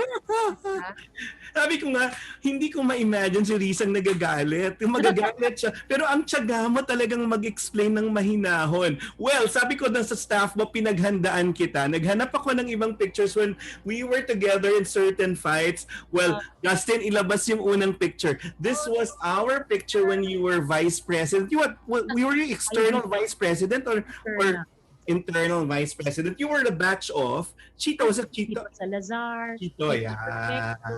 Arthur Yap. Kumusta kayo ni Arthur Yap? Kasi magkaibang camp pero maayos. Di ba maganda pag nag-reunion, di ba? Nakikita naman, quote-unquote, nakikita sa pamamagitan ng CB87. Months ago, bago ng pandemic, ay dumalaw din siya sa Senado. So, nakadaan din sa office ko. And I follow the news about him bilang siya ngayon ay gobernador sa Bohol. Ang galing. Ang maganda lang, magkaiba man kayo ng political parang affiliation, nandun pa rin yung pagbubuo pareho pa rin yung pangarap na okay, ito yung bansang gusto natin na nakaangkla sa ganitong prinsipyo. Nakakapag-usap pa kayo ng ganong kaayos? Nakakapag-usap pa naman. We went through a few rough spots in the past few decades dahil dyan. Pero ayun, hanggang ngayon nakakapag-usap pa kami ni Dong. But that's what we look for, no? The more common ground. Parang kung saan tayo pwedeng mag-usap. Justin, pwedeng ilabas yung unang picture natin dun sa central board. Sabi kong gano'n, ayan yung picture natin, papayat pa natin. Pero yun na, when you were the internal vice president, I was with the cultural group, yun parang the appointed group, and you were like all in your programs na tipong may agri-caravan pa yata. Yun yung pinakamalaking di ba?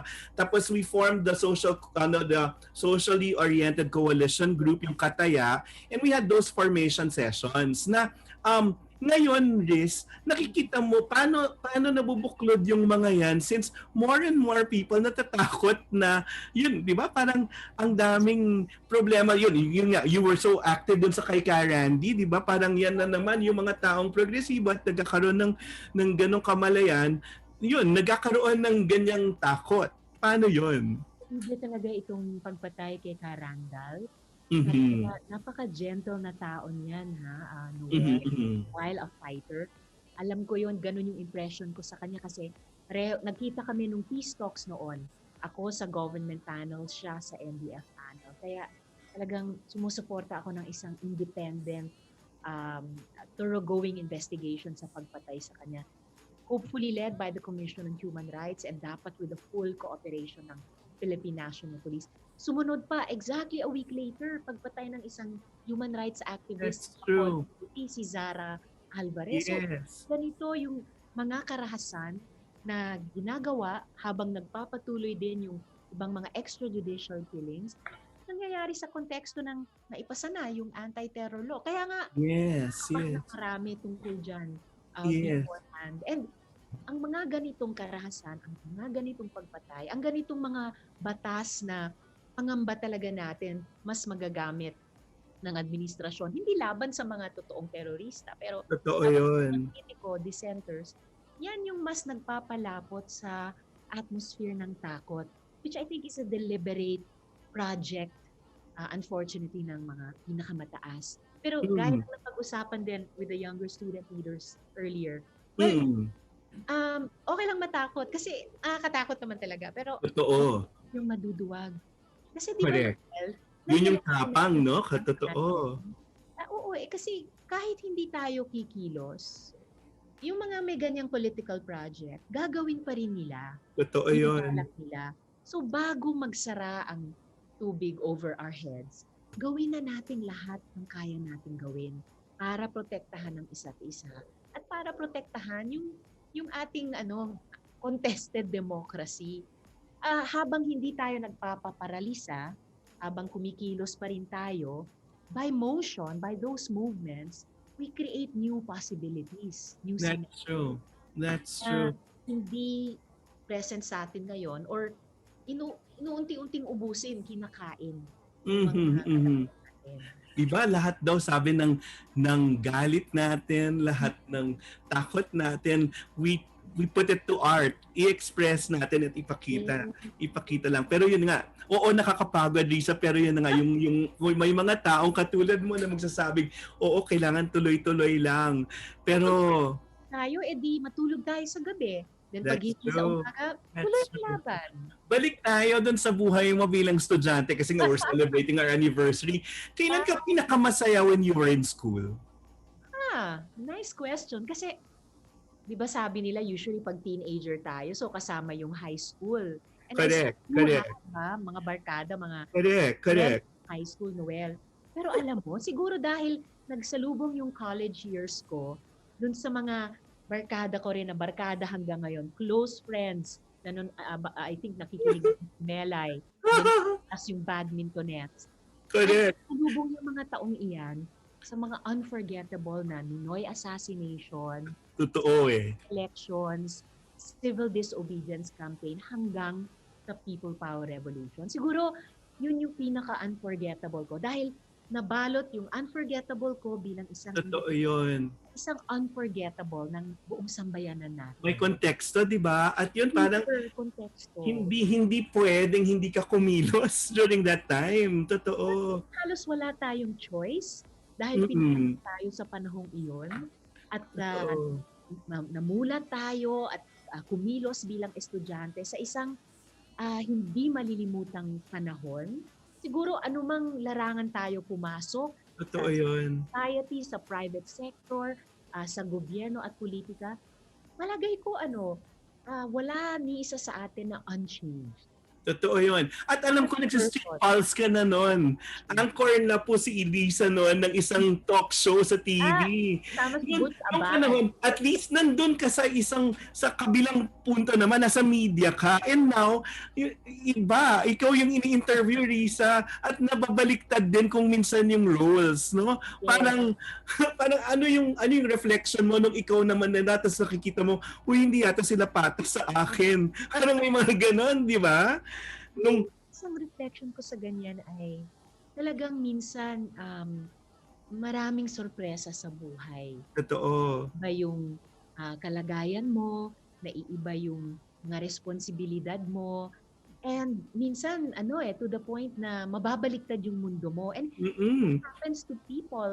I think ngayon itong COVID-19 parang pagbabaligtad ng mundo din natin in many ways. Pero tuwing nangyayari yan sa akin, and I guess as a people, on a collective scale, ito rin yung isang ginagawa natin. Just try to remember at malaking tulong yung mga malalapit sa akin na to share our values, pinapaalalahanan ako. I just try to return to saan ba ako nakatindig, saan ba ako nagsimula, Totoo yun. At bakit ako pumasok sa buhay na ito, at paano ako kikilos mula sa ganitong bagong sorpresa. So in a way, it's like I remain the same person, Yes. the same people, at kahit bali-balig na rin yung mundo natin, if we return to and then continue to move from yung basic values natin at yung That's true. natin sa buhay, somehow we find our footing again. That's true. Ako nga yung buti nga, form is achieved content. Si Risa yun, no? Parang yung pagkahinahon mong yan, napanatili mo pa rin yan. Kahit galit ka na. Yun nga, na-explain mo pa rin ng maay. O yan, ready na daw si Justin. Justin, pakita lang yung picture namin nung nasa student council. Diyos ko, kay papapayat naman natin dyan. Kasama pa natin, I remember the one who took our picture was Risa Wanengo. So,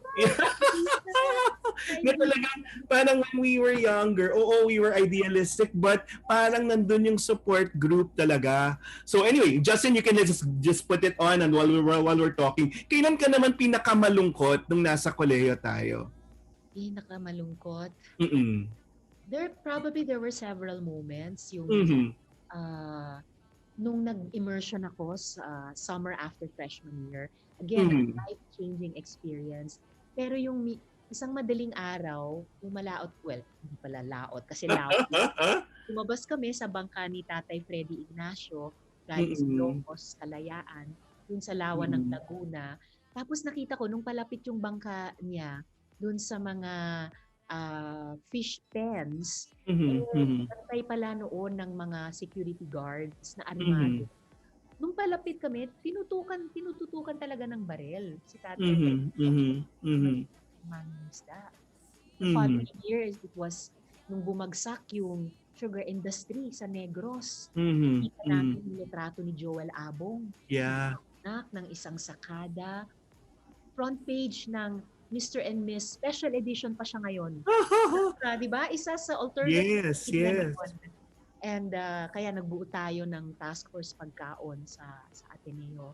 And of course, one of the saddest moments, I think, for our whole school and me as a student, yung araw na nga na iyon na pinatay si Ninoy Aquino. That's true. The horror, the mourning, but wow, the irreplaceable mobilization that followed. That's true. Kasi in the end, hindi pwedeng walang lifestyle change. Hindi ba ganun yung mahirap kung alam mo yung nangyayari, hindi pwedeng maipag-iwanan sa buhay mo na tipong walang papalitan. Kasi parang nakakakonsensya na iba yung pamumuhay mo, pinaniniwalaan mo sa isinasabuhay mo talaga. So, yun, ikakaiba talaga yung kaya malalim yung mga bonds ng mga tao noon. Pero Riz, sabi mo dati, isang concern mo, malungkot ka rin kasi parang ang tingin sa'yo ng mga tao hindi maabot at para kang, yun nga, virgin Mary. Sabi ko ngayon, bakit walang nanliligaw kay Risa nung college? Kasi natatakot sila. Alam mo lang yun. Pero sabi mo yun, concern mo yun, parang natatakot yata yung mga tao sa'yo noon. Yun yung tingin nila. Pero ito, may picture ako. Tignan mo yung picture.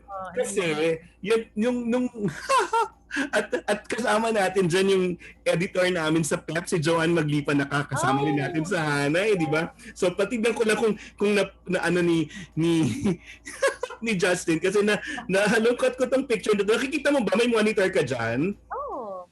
Okay, may picture dyan ng isang tinatangi ka at naging significant others mo habang nasa school. At tinukso ko kayo during that swearing in of Lenny. Aha. So, Justin, ilabas mo ang picture. 4 kami dyan. Ayan. Si Erin, kasama si Erin. Oo. At kasama din namin sa CB noon, sa Sanggo. Yes. Talyado Yun. Ang ganda sana. Ang ganda sana. Why didn't that work, Risa? Ay, ano ka ba? Sa friends pa rin kami hanggang ngayon. O ayan, nandun sa baba yung picture, oh. Di ba parang ang ganda lang na pareho yung pinaglalaban. Pero ayan, magkasama pa rin sa laban hanggang ngayon, hindi man kayo nagkatuluyan. At hanggang ngayon, aktibo pa rin siya sa politika, di ba? Totoo. At kahit nga wala sa politika, kasama pa rin sa mga pagkilos, di ba? Diba? Yung definition naman natin lahat ng politika, hindi lang formal politics. Totoo. Pero sa kilusan, kung saan tayong lahat ng galing. Totoo. So yun. So hindi. So akala ko lang na walang naniligaw. Pero sabi nga ng mga tao, parang ingat sila kay Risa kasi nga ang sobra kang nirerespeto ng mga panahon yun. Pero yun, yung pagmamahal na yon, so sobrang yon, si Frank yung naging kabiyak mo, military person at yon, masyadong pabor ang gobyerno natin sa mga military person ngayon. Nakita kasi parang iba, no, parang kung meron lang talaga na ganong tao sa militar na may competence naman na pwede ring mag-speak up, di ba? Yeah. Yes. Actually, Noel, I believe marami pa rin or may significant number pa rin ng mga tao sa militar, sa army na itindig sa constitutionalism. Buti. Ang hirap lang sa kanila ngayon dahil ang commander-in-chief nila ay walang ganyang ipinapakitang katapatan sa constitution at sa constitutionalism. And I'm really praying na the time will come na magsasalita sila as an institution in support That's it, yes. rule of law, constitutionalism. Hindi ito mga nabalita mo siguro yung chismis nung mga nakarang mga araw. Yes. Gov na naman na iyan. Totoo, pero meron daw yung tumanggi na maging in charge or OIC, di ba? Kasi isang maayos na tao yon, di ba? Isang kilalang, bagamat older generation, pero isang kilalang constitutionalist, sa ating diplomatic service. Ang galing. At ngayon ay andito sa defense establishment, pero mabuti ay nagsalita tungkol sa kasi kung sakaling hindi na kayang mamuno ang presidente, klaro naman sa konstitusyon yung constitution. Totoo yun. Klaro. Pero buti nga nung nabalitaan natin na merong tumanggi na dating retired military person, parang but at least he had that good sense to say those things. Yes, at sana naging magandang senyales ito sa lahat ng liderato ngayon sa armed forces, pati sa rank and file, na talagang importante na lahat ng institusyon ng Estado, pati yung mga armado, sila at yung Philippine National Police, ay dapat sana, lalo na pagkatapos ng we paid such a high price for formal democracy, yung people. That's true. Yung mga tulad ni Ninoy nagbayad ng pinakamataas na sakripisyo para. Galing. Sana huwag nang paatras. And we need all the institutions of government also, civilian government at saka yung armed services, to stand with civil society, with the private sector, na gawin naman natin ito ng maayos. Huwag na tayong umatras sa pinanggalingan. Galing. But Riz, how was ano yung dynamics ng ninyong mag-asawa dati ni Frank? Military person siya, tapos ikaw yung tipong, tibak-tibak at di ba parang struggle din yun at ang gandang love story actually. So, nasasabihan mo siya nung other side, no? We became best friends first bago nag-asawan at bago nag-asawa at nagkaroon ng mga anak. So, long friendship namin, we found enough common values. Galing. Well, para we could establish and raise a family together. Halimbawa, nagkasundo kami, walang corporal punishment sa mga anak namin. Ganda, ang Alam ganda. natin positive discipline. Ganun namin dinidisiplina, tinuturuan ng self-discipline ng mga anak namin. Galing, galing. Nakakamiss lang kasi you're doing now the child rearing alone. So paano yun? So ito yung side mo na hindi masyadong napapakita, pero yun, paano mo binubuno mag-isa yung parenting dun sa mga anak mo? Oo Lang ngayon, yung tatlo, tapos na, nagtatrabaho na. Oo. Yung bunso na lang ang nag-aaral. But for many years na lahat sila nag-aaral sabay. Oo. So, yung tuition nila, alam mo, Noel, naranasan kong umutang sa mga ninong-ninang nila para Pero, sa tuition fee nila. Ikaw din naman nun, scholar ka din, no? Hello. Kaya sobrang pasasalamat ko sa Ateneo. Naging financial scholar ako doon natin. And I experienced, yung sa pagbayad ng tuition fee, is a monthly option. Correct. Available. And na-appreciate ko na pinagpapatuloy ng Ateneo yung scholarship program nila for many other young people today. Ang galing. Well, ako yun lang yun. That's a human side of you that people don't know na yun, binubuno mo rin yan bilang isang single parent. Pero it is spell, hindi tayo nagkita noon during that time. Pero hindi naman kasi totoo yung Pinoy na niligawan ka, di ba? Hindi. Oo, kasi naging issue yun, di ba? Pero hindi. And I love him like a brother. Parang yun nga, correct. Magkapatid, it would have been like that. Totoo. But ito na, after namatay si Frank, parang you dated people? Or you're dating? Oo, wala pa bang nakakaano nung role niya as a partner? Kasi nga during this time daw sa pandemic risk, hindi ka maghahanap ng partner na for the moment, at that moment. Mahanap ka ng partner na pwede mong kasama sa pandemya. Parang yun yung pang matagalan talaga. Nag-iba talaga yung even relationships. Oo. May ganun ba? Or dahil sa pinaglalaban mo na naman, so, yung attitude ba, kung hindi mo kaya, hindi talaga. Parang yung ganitong buhay. Wala naman akong ganung attitude. Okay. So kasi parang nesting na yan ngayon, no? Matalaki na yung mga bata. Eventually, ikaw yon. Pero alam ko, yun nga, parang sapat na ikaw, pero iba pa rin yung may katuwang. Naghahanap ka pa nun? Siyempre naman. Ang ganda. Enjoy ko yung ngayon. Oo, paligaw ka ulit.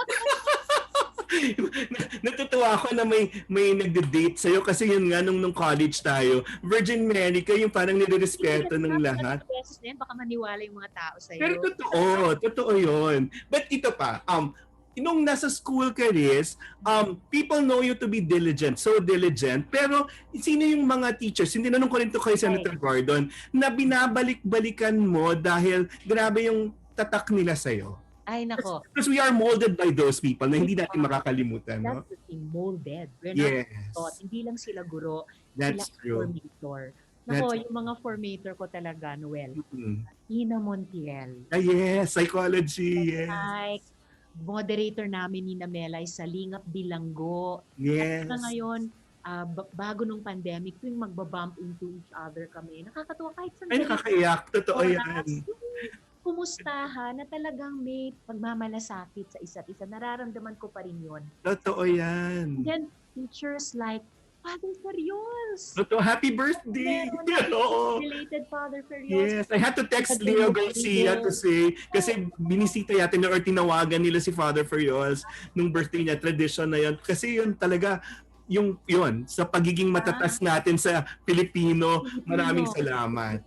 Yeah. Father Danny Wang, theology. Yes.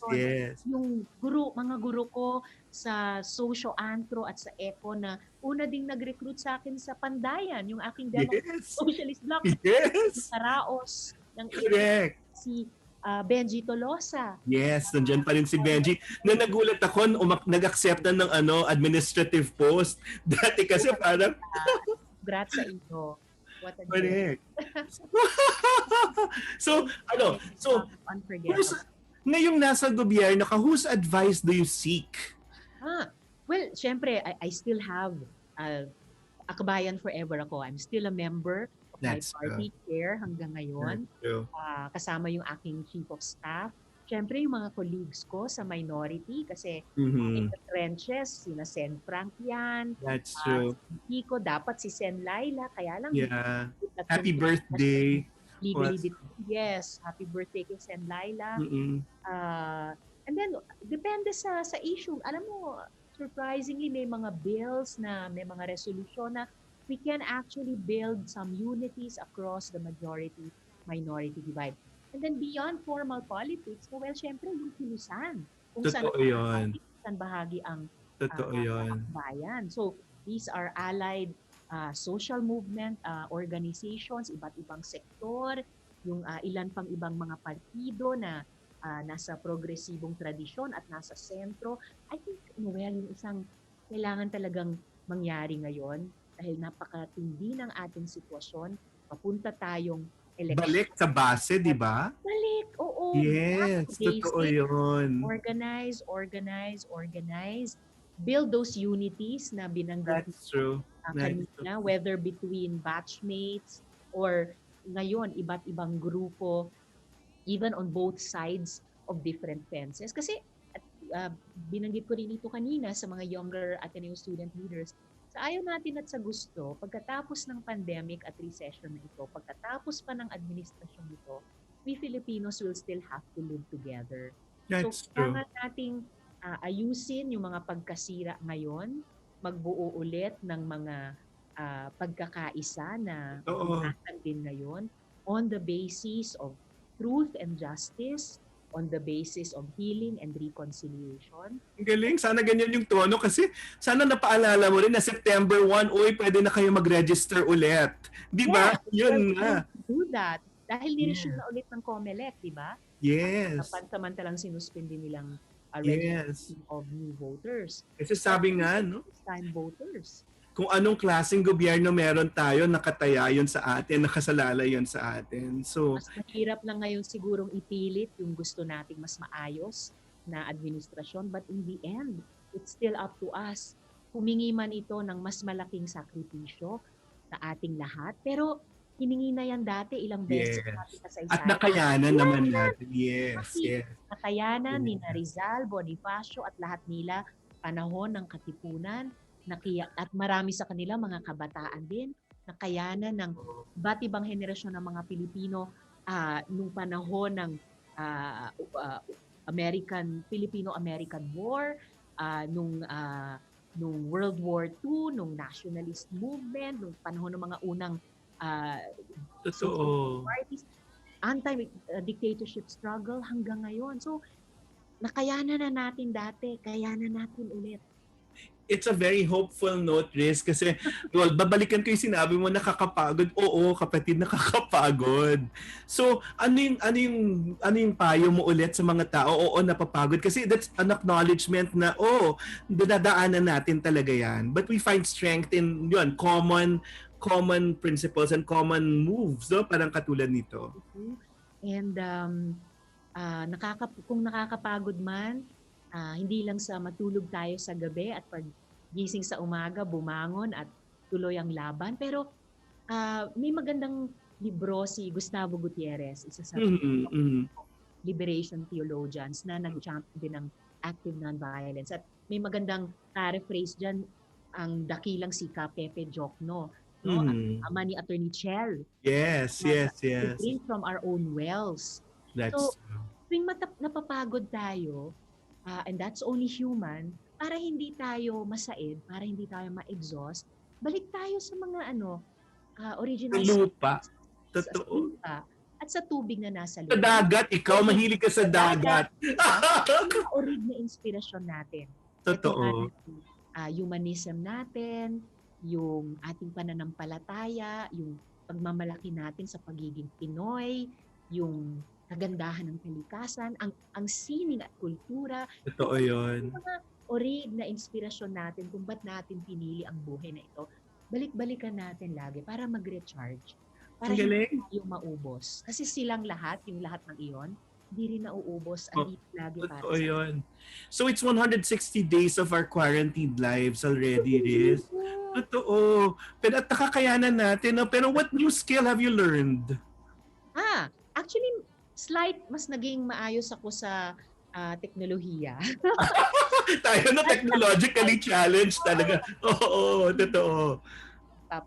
Kunyari, pagpapa-interview na online. Totoo. Alam na ako contest sa tripod, sa light. Totoo. Light Totoo. lang. Hindi pa sa professional. Pwede pa ako siguro mag-apply na production assistant. Pero ito pa, ikaw ba, nakikita mong binabalikan mo yung buhay mo sa media at being lang artista? Sabi ko nga sa kanila, meron kang mga kanta with Rene San Andres sa Jesuit Music Ministry, di ba? Yung album. Tape pa nun, di ba? Yes. Narito ako, yes. So, do you see yourself creating those still for inspirational purposes? Kasi, Riz, kailangan, di ba? Oo. Pag wala na ako sa formal electoral politics, dalawa ang pangarap ko. Isa, bumalik sa first love ko na theater and music. That's At good. pangalawa, manatili sa akbayan na tumutulong humubog din ng mga bagong henerasyon ng aktivista at politiko. Ang galing, ang galing. At kahit saan doon, Riz, nandito lang ako. Alam mo yon. Sa lahat ng laban ni Risa, kahit sasabihin ko, uy, kailangan kayo endorse ng mga kaibigan natin sa industriya. Kahit na anong ranking, kahit na anong hirap yan, para lang makita nila yung totoong puso mo. Sana yon, manatili yan at sana mag-register sila sa September 1. No? Oo. Ating tungkulin bilang mamamayan. The final hope for the country now, Riz, because we're turning away yun nga from fear and hate, which is so prevalent now. Ano yung hopeful piece na pwede mong sabihin sa ating mga nakikinig at nanonood? I guess, Noel, it's kahit sa mga araw na hindi ako feeling optimistic at maya't maya, minsan madalas yung ganung mga araw. Sa mga araw na yon na I feel actually pessimistic, I still choose to hope. And think ko, Noel, tungkulin natin na umasa. Tungkulin natin na umasa. Kasi bakit naman tayo ilalagay sa mundong ito at bakit naman tayong lahat pilit o pinanganak dito sa bansang ito, sa ating inang bayan at hindi sa ibang bayan sa daigdig. That's true. Para kilalanin natin si inang bayan, mahalin natin siya, dedicate tayo ng sarili natin sa kanya at pagsilbihan natin siya. And, di ba? Totoo. Yun yung dahilan na ibinuhay tayo dito. So, dahil binigyan tayo ng ganyang binhinang pangarap sa buhay, siguro naman ay bibigyan din tayo Protektahan natin. Totoo. Sabi nga natin, iba rin yung kalinga ng ina ngayong mga panahon to. Oo, iba talaga. Nakakamiss lang, Riz. Kasi yung haplos na, yun di ba, siya yung nagbabudget ng mga bagay-bagay sa bahay, yung maayos na nakakamiss lang. Habang, inaalagaan ko ang nanay ko. Parang ganun parang kung meron lang yung ganun. At iyon yung responsibilidad mo rin sa pamilya mo at sa ating lipunan. At Maraming salamat. Maraming ina at maraming may feminine energies din sa kanilang kalooban. Pati kayong mga lalaki. Totoo yun. Para hilumin tayo sa COVID, ibuhayin tayo sa recession at protektahan yung ating demokrasya. Galing, no? Buhay at kabuhayan. Pero sa hulit-huli yun nga, tapang na may pag-asa. Kasi yun yung mga values ngayon na kailangan nating panindigan. Maraming salamat, Risa, at mahal kita, alam mo yan. Love you too, Noel. Thank you. So, thank you. Maraming salamat sa pag-level up sa amin. Magpapatuloy ang aming second anniversary dito sa Radyo Katipunan pagkatapos ng ilang paalala. Risa, salamat talaga. Hi.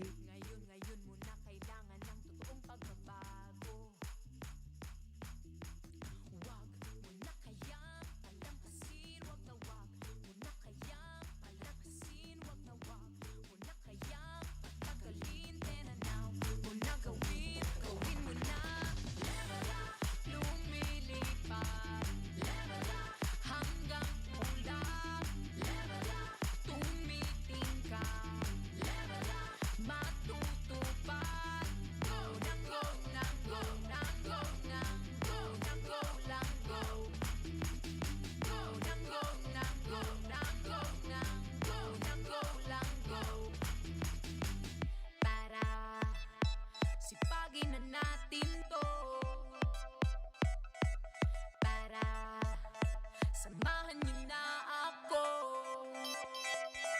Wag mo na kayang palampasin, wag na wag mo na kayang palampasin, wag na wag mo na kayang patagalin, tenanaw mo na gawin mo na. Lakas ng kalooban, lakas ng katawan, wala kang pupurungan pag yun man ang dumaan. Sarili pagbutihin, maging isip at damdamin, lahat sila'y ayain ng mag-level up na din. Go na go na go na go na go na go lang go lang ng go. Go na go na go na go na go na go lang go lang ng go. Level up, lumilipad. Level up, hanggang ulap. Level up, tumitingkad. Level up, matutupad. Go na go na go na go na go na go lang go. Go na go na go na go na go na go lang go. Level na go na go na go na level na go lang go.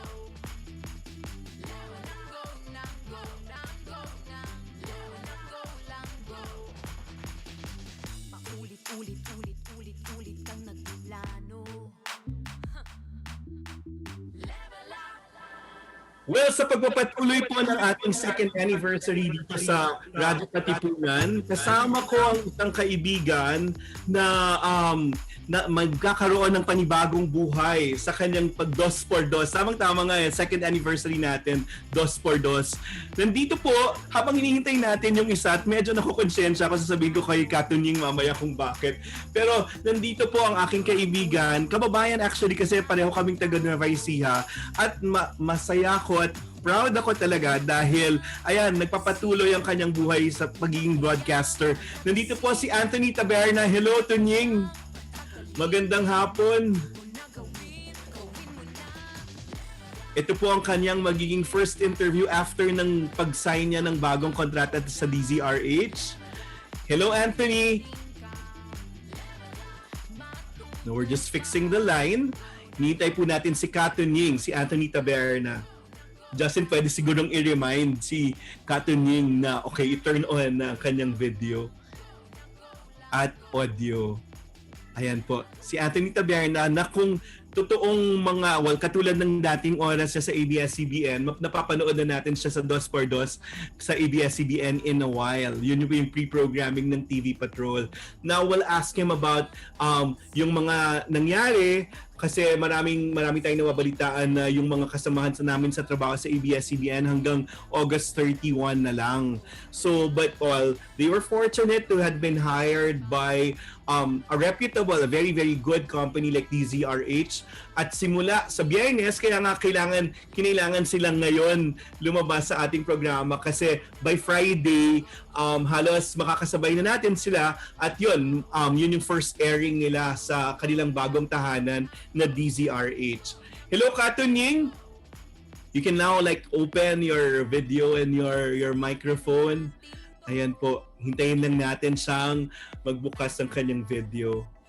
Ay, wala pang response. Siguro naka-off. But while we're waiting for Anthony Taberna, Anthony and I have worked with each other doon sa ABS-CBN at yung una niyang TV appearance ay doon sa aming morning show, ang Magandang Umaga Pilipinas, no? And since then, he has progressed to be a really capable and a very good commentator. He's been awarded also kasi nagkaroon din siya ng mga sarili niyang programa na talagang kahangaan nyo rin. No? Parang he's tried a lot of things but ako mas nagustuhan ko siya bilang komentarista. At yun siguro yung pwede nating tanungin sa kanya ngayon. Kasi ang hirap kasi at this point na mawalan ka bilang isang broadcaster, bilang isang journalist also, no? Parang namawalan ka ng venue ng pwede mong pagsabihan ng iyong nasasaisip at nasasaloob, lalo na ngayong mga panahong ito. So, we're waiting for Katunying Anthony Taberna to be here to join us via Zoom na sana maayos na. So si Justin na ating ever efficient na station manager ang siyang nag-aayos ngayon. But while we're waiting for him, would like to thank our very, very dear supporters. Father Nono ng ng Jesco. Maraming salamat dito sa 2 taon. And Father Jet Villarin also na siyang nanguna dito sa effort na to ng pagtataguyod ng Radyo Katipunan. And thank you, Justin Puentino po, si Lester Mendiola at saka si B. Ayan na si Katunying. Hello, Katunying. Maraming salamat. Finally, magkakausap tayo kasi ito na yung last Friday mo na libre ka. Salamat sa imbitasyon at happy anniversary sa Radyo Katipunan. Maraming salamat, Anthony, and you just had to be here, and thank you for granting this first interview of yours. Sabi ko nga, medyo may konsensya yata ako na baka hindi ako sinasagot ni Gerry.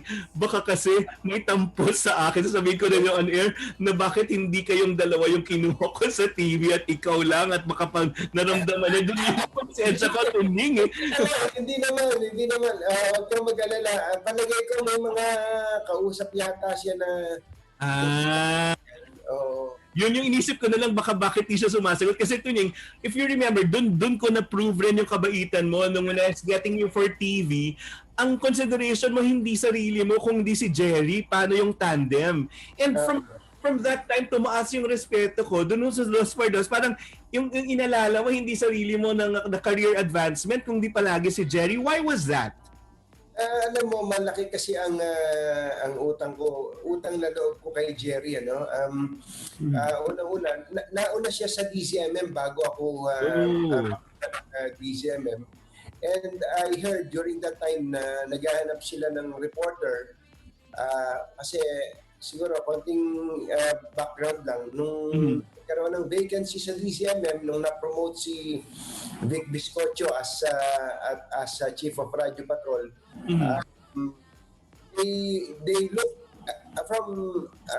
they look elsewhere, hindi from within, ano. Okay. Nung sigurong naghahanap sila, may nagsabi na ito si Anthony, pwede yan, bata pa. Imagine during that time, 1997, I was 22 years old. Walang dagdag bawas yan, ha? Oo, 22 years old ako pero matagal na rin akong nagbo-broadcast dahil bata nga ako, nag-start 17 years old lang. So I heard na si Gerry was the one who vouched for me, ano.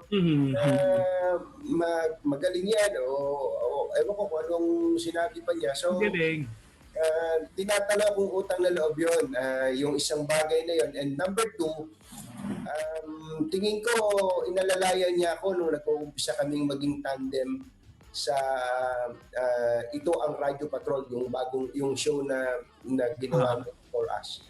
So he was Dolphy to your Panchito, ganun ba yun? Yung feeder at yon taga-release ng punchline. Yes, parang ganun ang nangyari. No, sorry ako. Yun talaga siguro yung konsensya ko. Sorry for having gotten you for TV. I'm not sorry because you're so good, but then to have broken your tandem. But then, doon yata nag-umpisa yung teleradyo kasi. So we were on TV, on ABS-CBN, and he was there sa radio. Merong interface, bale, at yun, nag-try din tayo sa ganun. At well, somehow it worked, and then it paved your way to doing other television shows. Do you miss TV? I know you'll be back on radio, but now, kumusta naman yung pagti-TV mo? Oo, nami-miss ko, bossing, dahil sa, remember, nung kinuha mo ako sa Magandang Umaga Pilipinas, naging parte na ng sistema ko ang morning show. That was 5, ano? Yes. So, 15 years na ako morning show, tapos suddenly, na, yeah. So, talagang nami-miss ko ang TV, and on top of that, meron pa kasi akong sariling show na yung kuha mo na lumalabas din. Totoo yun. And then, dati tapatan ito yun eh. Naging, nabigyan ako ng ibang show. Kaya naging kuha. Pero nag-rate yun ha, bago nagkaroon ng yun problema sa ABS-CBN, no? So, yes, ang rating niya, bossing. Nakakatuwa. But tuning, you've always been a morning person. Yun yung nag-work eh. Di ba? Kasi, parang ako rin, kahit na anong oras yung tulog natin, gising tayo at a certain point in the morning, and you tend to accomplish more. Ngayong may pandemya, ganun ka rin ba? Natutuwa ka. yung body clock ko, hindi nakapag-adjust. Hanggang ngayon, automatic nagigising ako right before 4 o'clock. Tapos sasabihin ko, matutulog na lang kaya ako ulit. Pero alam mo, dahil sa nagigising din naman ako ng maaga, inumpisahan ko, meron kasi akong Facebook page sa bossing, So, ang ginawa ko, FB live ako araw-araw. Good. At ang ginawa ko, ang title bossing ay 5:30 na naman. Very good. No, kasi kailangan hahanapin mo rin yan at saka yung connect mo sa audience. Somehow, yun nga, parang we're technologically challenged. Pareho naman tayo. Pero iba din talaga na, meron kang hinagap kung sino yung audience mo. So, nag-Facebook ka hanggang ngayon, no? I suppose. Matutuwa ka dahil sa yung mga sumusubaybay sa akin sa radio saka sa morning show, sila din naman yung nanonood sa akin sa FB Live. So, somehow na papawi natin yung galing. Speak you touch base, no? You touch base with your audience. But you play YouTube also. Is YouTube for you? Ang galing kasi ng misis ko dyan Sabi ni misis, total naman meron siyang production team na puro jobless na rin. Naging jobless gawa ng pandemic. Totoo rin. And everything. Sabi niya, total naman, pinasusweldo niya kasi kahit kalahati yung mga Galing. Para may magawa, ayun, ako ang ginawa nilang guinea pig sa kanila. Okay naman yun. It's brand building pa rin, no? Well, tama naman yun. But then, kumusta naman yung isang business nyo, yung kay Tunying, yung cafe ninyo? Katulad din ng ibang mga negosyo, boss, laglagang balikat namin. Out of 11 stores, meron lang kaming 3 stores na nabukas at out of 150 employees, we had to lay off about 50 na yata. Nakakaawa, pero sabi ko nga, katulad din ng ABS-CBN, kung walang revenue na pumapasok at pareho pa rin na expense, madidisgrasya tayo. So, sinabi ko naman sa kanila na kapag medyo nag-normalize na ang lahat, sila pa rin ang una kong kukuhanin. Ang galing. And now we go to ABS-CBN. Tunying ito, you would have like stayed until the 31st of August. Well, ako mismo parang na-miss ko kayo. Actually, totoo. Kasi yours is not press release. Yung parang yung bentahin nyo talaga is really a hard-hitting commentary, or kung hindi man, pinapalinaw nyo yung dapat maintindihan ng mga tao. And that's why we're journalists, no? Hindi mo papakita na matalino ako, hindi mo papakita na ito yung dapat. Pero papalinawin mo lang yung dapat naiintindihan ng mga tao. Now, why was it all of a sudden cut? Because kala ko, hintayin ko kayo hanggang 31st. And 31st. Alam mo, nung immediately after the House of Representatives denied the franchise bill, nung nagpatuhan sila, tinawagan na ako ni Ma'am Jing, ang sinabi niya sa akin, kung may opportunities from other networks, pero sabi niya, hindi kami magtatampo. In fact, we are waiving your non-compete clause sa kontrata mo if you have to work immediately. Okay sa amin. Sabihan mo lang kami ng petsa. Kasi nga, during that time, kailangan na nilang i-terminate yung professional engagement namin and i-cancel na yung show na meron po ako. So ako kasi hindi ako nagpapit. How did you take it? Kasi pwede namang hintayin hanggang end of the month. Did they say, Anthony, hanggang dito na lang yung show? Sinabi nila sa akin ni Ma'am Jing na kung okay naman mag-stay pa until such time na may trabaho na. Trabaho na That's dumating. Kaya lang, nung binanggit niya, meron naman kasing parang agreement na lang kami, na voluntarily magbawas ng sweldo. Totoo rin, yes. Ay, alam mo naman ako, medyo maraming bibig na umaasa sa akin eh. Totoo rin, yes. So, nung nabanggit na about 25% na lang yata nung sweldo ang matitira, napakaliit naman nun para, sabi ko nga, hindi talaga obra, pambayad lang ng kuryente, tubig, hindi kakasya yun eh, kung yun lang ang yun. So, nung mga panahon naman kasi ngayon, kung di ako nagkakamali, mga second week ng July, may mga kumakatok na rin naman na buti, yes. Yung mga tao sa akin. Ako, siguro, I have to disclose it. Totoo naman, nag-uusap tayo, boss. Yeah. Nagkausap kami via Zoom ni Mr. Manny Pangilinan. At inaalok ako ng oportunidad sa TV5. So, yes. Dati pa naman, alam ko yon. Okay, yeah. Umulit ngayon yung pagkakataon na to. So, meron kami, pwede ko sabihin siguro ngayon na officially we are in talks with TV5 for a TV show. For a TV show. Kasi wala namang exclusivity na ngayon halos, di ba? So, that would be free. But some people have told me that they're also bent on trying to get you for Net 25, which is an Iglesia ni Cristo station. Which follows kasi yun na nga, kasama ka rin sa kapatiran. Alam mo, tatapatin din kita, parang wala naman. Talaga? Wala naman. Pinapilit lang ng mga tao? Talaga? Ano mga kumausap sa akin na taga-Eagle Broadcasting Corporation o Net25 o DCEC. But in the first place siguro, galing naman pinag-uusapan natin yon, baka pwede. Kasi, sabi nila it follows that your TV may also be with Net25 kasi kayo dalawa ni Gerry. Kasama kayo dun sa Iglesia, ng Iglesia ni Cristo, hindi naman lingid sa kaalaman ng... Correct. Pero, alam mo, hindi naman. Siguro, boss, dahil sa...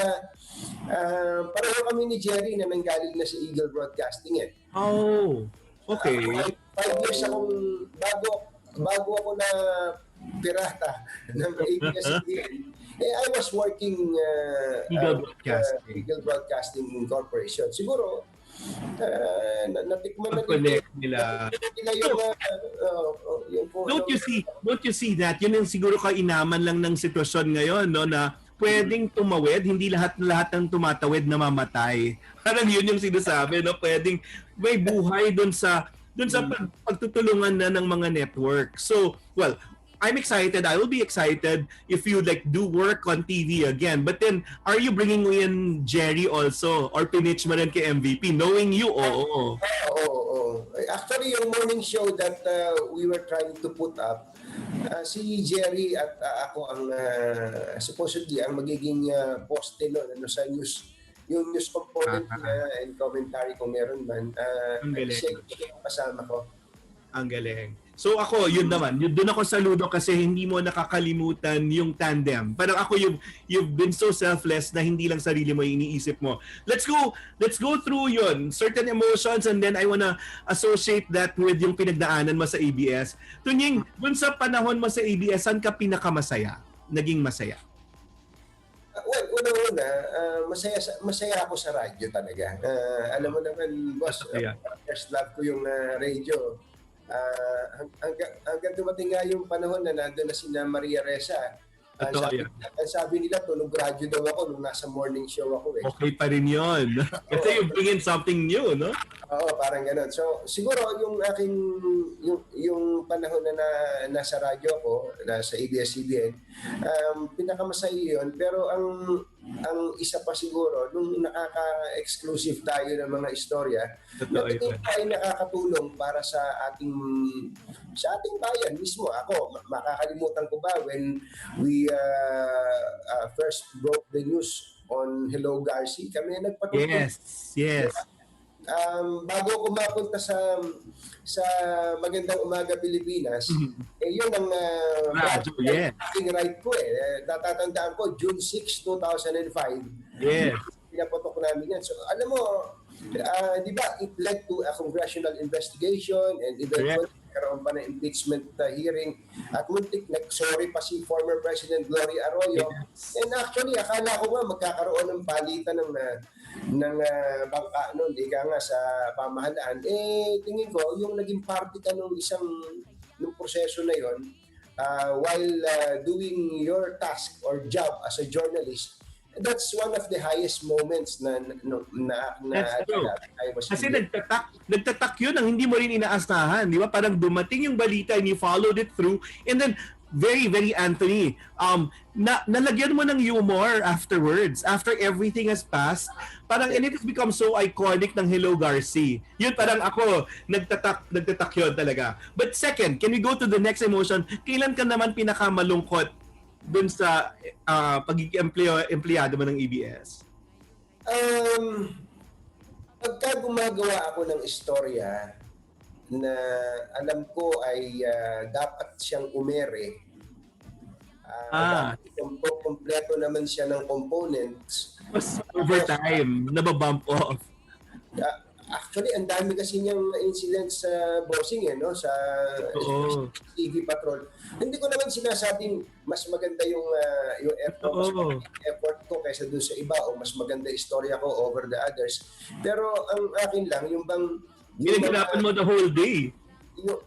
Yung sources ko, boss, yung mga sources ko na-establish natin since 1992, nag-umpisa akong maging miyembro ng broadcast media. Over the years, naipon yan Tapos pupuntahan ka, magpapa-interview sa'yo kahit medyo para sa kanila. Hinihintay nila na umere.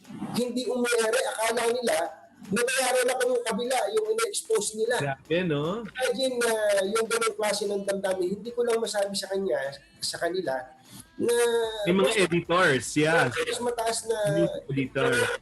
Actually, sabi ko sa kanila na hindi ako may desisyon nun. Pero alam mo, nung mga sumunod na pagkakataon, Ikaw yung humaharap nung kinukorta ko na sila, ayaw na nila akong usapin because somehow nabawasan yung pagtingin nila sa akin. Tingin ko, siguro na mahirap kasi yung maaga kang sumikat na bossing Kinasikat ko may kasalanan Hindi, no? But you were never after pagsikat, Anthony Ako naman yung, kaya nga, ang sarap mong tulungan dahil, yung tulungan mo yung mga taong excellent in what they do, pero hindi yung kasikatan kasi nawawala nga yan. Walang ka ng platform, mawawala rin yun. But otherwise, paano mo napanatili? Sana, nung nagkaroon ka ng sarili mong news ka sa Studio 23, yung mga nababump off ng TV Patrol, napupunta ba doon? Hindi. Imagine sarili ko news kasi hindi ako. Kasi we are not the ones who decide kung sino ang kung aling articles ang lalabas doon no? Makakapag-suggest ka siguro doon sa executive producer, sabihin ko, meron ako istorya doon na hindi na ipasok sa TV Patrol. Siyempre, kukonsulta din naman nila doon yun. Sabihin ng taga TV Patrol na, huwag mo rin ilabas yan. So that's a sad point. Kailan ka naman sentimental, Tunying, sa buong buhay mo doon sa ABS-CBN? Mas wag ka magtatampo Oo. Nung kinuha mo ako sa MUP,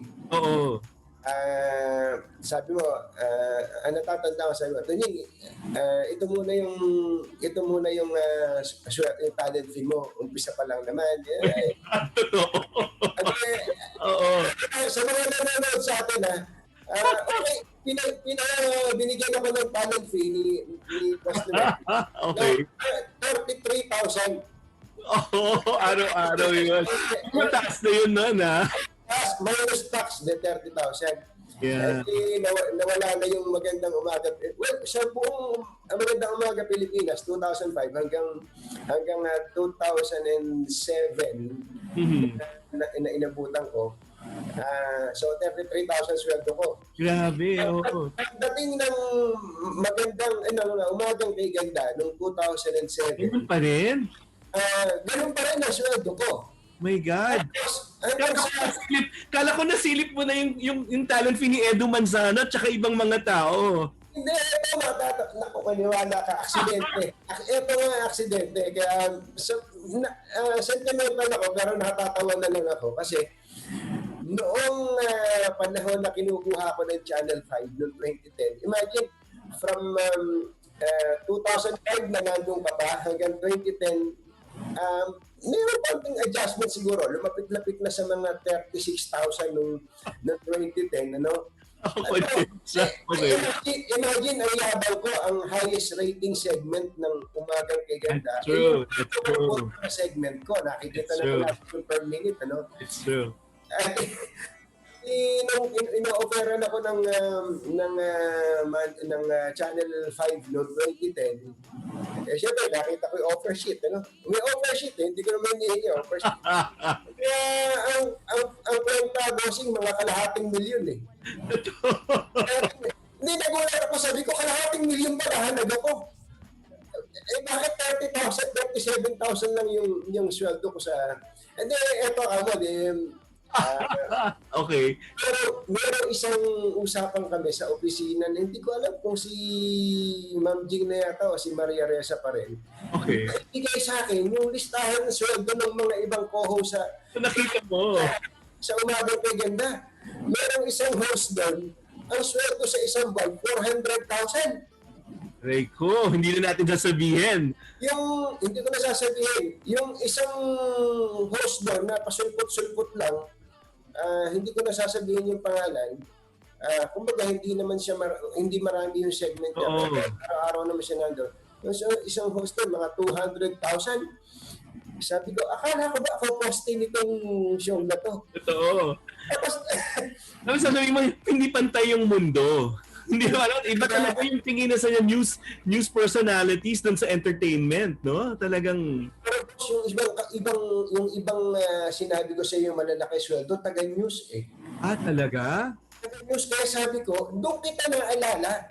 Sabi ko, dapat nag-manager sa akin si Boss Noel para sa news. Talaga? Kasi no, during that time, I think, you were about the only news person. That's why we got you, di ba? Oo, pero siyempre, dumating na dun yung... Totoo yun. Taga-news na. Pero ito nga, even with the Channel 5 offer, Anthony, you stayed on. Meaning, hindi pera yung habol mo nun. Tama ka doon. In fact, hindi naman ako nagsabi sa ABS na, eto, awak ko na yung offer sheet, o taasan yung... That's true. Nagulat na ako, pinatawag ako ni Ma'am Charo. Okay. That's good. Ma'am Charo, apparently, they got wind of the offer. Siyempre, maliit lang naman ng mundo natin. Yes. So, ang sabi naman ni Ma'am Charo, ay sabi niya, Anthony, we will give you what you deserve. In fairness naman sa ABS, after that conversation with Ma'am Charo, nagbago ng buhay ko doon. Ano? No, but the thing here is, at least your core was still not about money. Hindi yun. And nakita ko naman ito yung halos hindi ka naman matulog noon. Kasi parang pinagbayaran mo rin yun kasi magsa-start ka sa umaga, mag-end ka sa isang newscast sa gabi. Uwi ako sa bahay, bossing. Ang totoo, kaya lumaki yung tiyan ko. Nagdi-dinner ako ng mga 11 o'clock na sa bahay kasi I saw to it sa bahay na ako nagdi-dinner. It's kasabay ko hindi si Rosel, pero totoo. Pero late na kasi matutulog ka agad-agad pagkatapos mo kumain. Anyway, so tama ka dun eh. Ang tulog pa yung mga anak mo at asawa mo pag yun yung lead off, di ba? Yeah. Tulog na naman sila, parang gano'n, ano? So at least now, you're able to counter it kasi you have more time for them. No, yun siguro yung flip side ng lahat ng ito. But now you'll be working again. I'll go through lang the emotions. May time ba na parang nagalit ka or nagtampo ka sa network? Sa ABS? Yeah. Hindi siguro sa network, sa mga ibang mga tao doon na ang tingin ko nakatapak sa ulo ko. Wala akong masasabi sa Neo, Anthony, ng network, napakalaki bakit. when they ask me nga about you, I'd only vouch for you because I know you from the start, no? Pero merong iba nagkakastang doubt, may mga politiko na nag-under the table and usual, parang doon ako nalulungkot kasi if they only know na hindi ka nga nasilaw doon sa mga offers ng ibang mga tao, parang, and they are your peers saying those. Oo, alam ko talaga yon. Kasi dito sa mundo natin, hindi lang siguro sa media, napakadaling maging judgmental. Yung may narinig na, ito, sasabihin ko sa iyo, boss, total, napanggit ko na si Maria Risa. Nagulat ako when we were preparing for the launch of Umagang Kay Ganda. Ang usapan doon, like workshop pa nga kami, na iyak-iyak pa nga eh. IL, yung gano'n. Oo, tapos sabi ako nga yung hawak ng news, kasama ko si Pinky Web, sa news site, si Edo naman si entertainment site. So tuwa ako. Alam mo, ino-launch siya. Ngayon nalaman na kung kanina yung mataas na sweldo. Anyway. Lunes ino-launch. Magpa-press kami ng Thursday before that Monday, Yeah. Sinabihan ako nung Wednesday bago mag-press con. Sinabihan ako na hindi na ikaw si Newsman A ang papalitan. Ako pinapalitan. Ba't ako pinapalitan? Kasi tunog radyo ka eh. Sabi ko, alam niyo naman precisely why they contracted you. At tapos, hindi lang yun, boss. Tayo-tayo lang naman dito, di ba? Okay. Yes. Hindi lang yun. Ang totoo nun, ang isa pang kung may pagtatampo man ako na masasabi, meron silang iniimbestigahan sa newsroom dati nun. Siguro na nag-chuchu sa kanila na kasama yan si Anthony. Oo nga. May mga tinanggal silang tao sa newsroom eh. I'm sure natatandaan mo yun. Yes. Tinanong ko si Maria Risa, bakit naman ganito ginawa niyo sa akin? Pinorma-forma niyo akong ganito. Kinausap ko nga sa lobby ko nga siya kinausap eh. Sabi ko, nananahimik ako sa radyo. Kinuha ko. Tagalog mo kinausap? Oo. Medyo nahirapan ako sa English eh. Okay. Sabi ko, pwede naman ako, ang totoo ako, pwede mo akong tanggalin sa TV at pwede rin tanggalin mo rin ako sa radyo at ako na may magsasaka lang, pwede kong umuwi ng Nueva Ecija. Yeah. Ganun sa kanya. So, sabi niya, punta ako sa opisina niya. So, kinabukasan, punta ako sa opisina niya.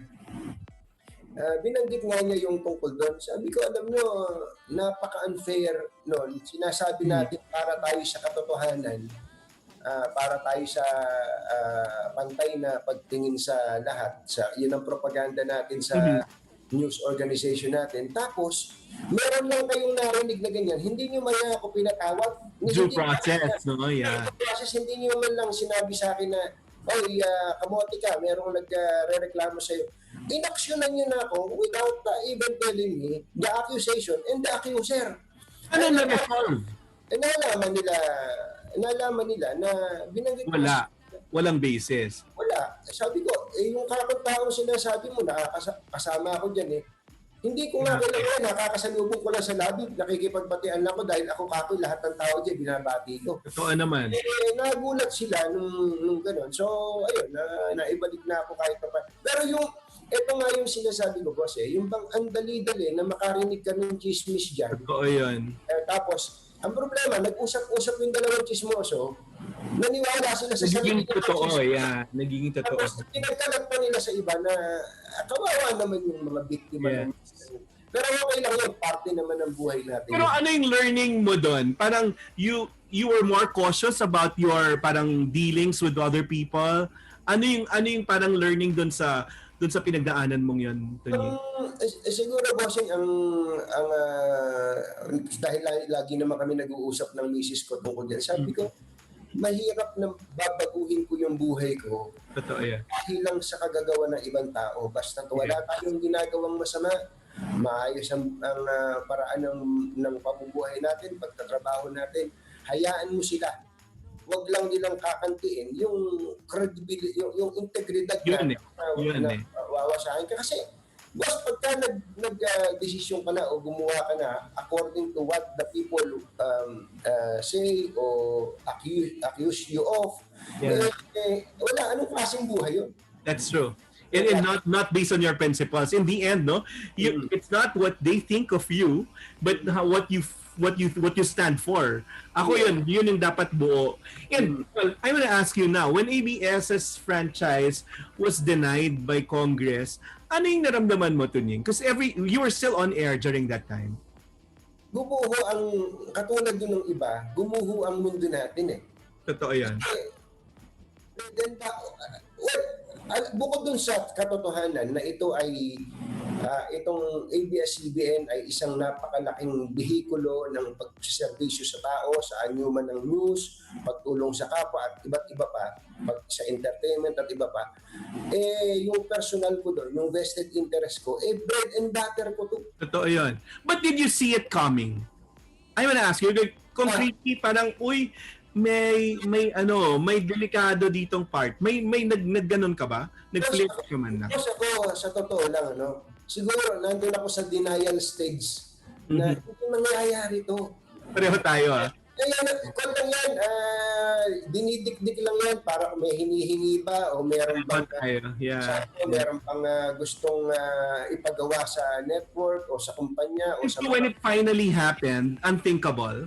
Ay, kaya nga, ano mo ba, hindi ko na siya pinanood eh. Yung nanonood ako sa ibang portion, pero katulad ng iba na nakatutok from day one. Hindi. Ang talagang pinanood ko, yung huling araw na nagbobotohan, yung sobrang heartbreaking yun. And I'm sure, ganun din yung sitwasyon ng mga empleyado na ABS, yung mga nasa ABS-CBN, yung sumusuporta sa ABS. Kaya lang, ang iniisip ko po doon, boss, sabi ko, ano ba pwede nating gawin na bago sa isip ng mga taong ito? Ano ba sila? Bubulahin ba sila? Sasang-ayon ka na lang ba sa kanila? Makikipag-away ka ba sa kanila ng help? Etc. Sabi ko, of course, management ang makakagawa. Kaya yung, siguro, uunahan na kita dun sa tanong na at ayoko naman kasing yourself, no? In the end. I-legitimize pa yung sinasabing si Tunying hindi nagsalita dyan eh. Siguro, natutuwa pa yan. Actually, yun na nga. Tunying yun nga sinasabi pa, DDS yan. Parang kayo ni Gerry. Ang sakit kaya nun. Kasi hindi naman sila nakikinig siguro sa amin. Totoo. Nakikinig nila ang programa namin ni Gerry while we commend the good deeds. Pero kung upakan din namin yung gobyerno na to sa maraming pagkakataon, kaya nga sabi ko, ang hirap dito sa nag-a-accuse sa atin na DDS, meron lang silang mindset. Ang totoo, hindi naman sila nakikinig sa atin because they are selective listening o kaya ay napapanonood sa atin. So what's the learning there, Tunying? Parang, ayun, balik tayo dun sa mga natutunan mo with people labeling you as such and then parang may ganong undue judgment sa inyo. Do you need to clarify yourself or do you need to make your stance clear on issues? Or parang, bahala kayo? Kung ano matipipin mas gusto ko yung sinabi mong huling bahala kayo kasi paano ka magpapaliwanag sa mga tao na hindi ka naman pinakikinggan? That's true. Karamihan sa tao ay ganon. Parang bibigyan mo pa sila ng bala para hanapan ng butas ang statement mo and everything. Ito naman usapan natin na to sapagkat kaya ko binabanggit sapagkat tinatanong mo pagka sa Facebook live ko sapagkat akin naman yung totoo yun. Platform na yun. This is a safe space, no? Parang para masabi mo yung maayos, yung nararamdaman mo kasi parang kung may judgment na agad yung tao, wala end ng pag-uusap yun, di ba? Boss, wala talagang mangyayari. Magkakagalit lang tayo kapag may sinabi ko, ipipilipitin mo pa yung sasabihin ko, magkagalit ako sa'yo, babalikan kita. Nag-aaway lang tayo, mabuti pa na hindi na lang ako umimik at nang wala kang magamit na anuman laban sa akin. Pero hindi kita nakikitang hindi umiimik. You've always been outspoken and you will carry that in your new home. Siguro yan yung magiging legacy. Paano maiiba or ano yung adjustment ng isang tunying sa bagong tahanan yung DZRH? Alam mo, ito personal, Ako excited ako kasi yun, I think may kalayaan kayong i-fashion, no, yung i-craft yung bago niyong programa. Tingin ko yung ang dos por dos kasi ay matapang. Sabihin ko na matapang yung dos. Yun. Pero hindi ito matapang na nagmumura dun sa kausap niya. Totoo yun. Bastos yung kausap niya. Hindi kami ganun eh. Gusto naming maipakita yung damdamin ng ordinaryong tao sa mga issue, yung pag nag-uumpukan lang dyan, na nagagalit din kami, pero sa bandang uli, magaan mo lang tinatalakay yung mga bagay. Palagay ko yung equity na yun ng dos por dos, na sabi nga ng mga nakakausap namin sa UP, pati nga sa Ateneo na mga analyst dyan, ang kaibahan ng dos por dos sa ibang programa, binubugbog mo na yung kausap mo kung opisyal siya ng gobyerno, hindi pa niya nararamdaman. Pag uwi niya sa bahay, masakit pala. Yes. Napapalinaw mo, no, para maintindihan ng mga tao, kasi meron yung iba talagang will deal with issues head on, pero hindi mararamdaman ng mga tao. No, I always tell you two things. Number one, dapat may malinawan sa kanila, at pangalawa, dapat may maramdaman palagi. Di ba, kung ano man yun, madedefine mo talaga yung ano yung pakiramdam pagkatapos kung gawin, talakayin yung segment na yun. Kasi kung dadaan lang yan, tunying, yun yung gauge mo, ay wala. So dapat may impact. May bagong nalalaman or napapalinaw, pero at saka yun, may nararamdaman. Ang problema lang ngayon, paano nyo gagawin yan in the context of all the hate and the judgments, and yun ngayon, kung sino yung malakas yung boses, yun yung napapakinggan. How will your show be different? Talagay ko, bossing, walang magiging effort na maging different kami. We will just do what we are used to doing. Yes. Kaya nga nung binanggit mo, mapaliwanag mo lang sa isip ng mga tao yung mga issue ayon sa nararapat nilang pag-unawa, sapat na yun para sa amin eh. Bonus na lang kung sabihin ng mga tao na dapat mag-rate ito, o sabihin nila mas magaling ito, bonus na lang yun. Pero walang deliberate effort na sabihin kailangan mas magaling tayo sa kanila o hindi. Magkaiba yan. Totoo yun. So at least now, walang pressure, no? But now, certain learnings, since we're, 160 days na of quarantine lives, how do you guard against burnout, Anthony? Para rin sa mga tao na yun, probably dinaanan or nadadaanan yung pinagdaanan mo.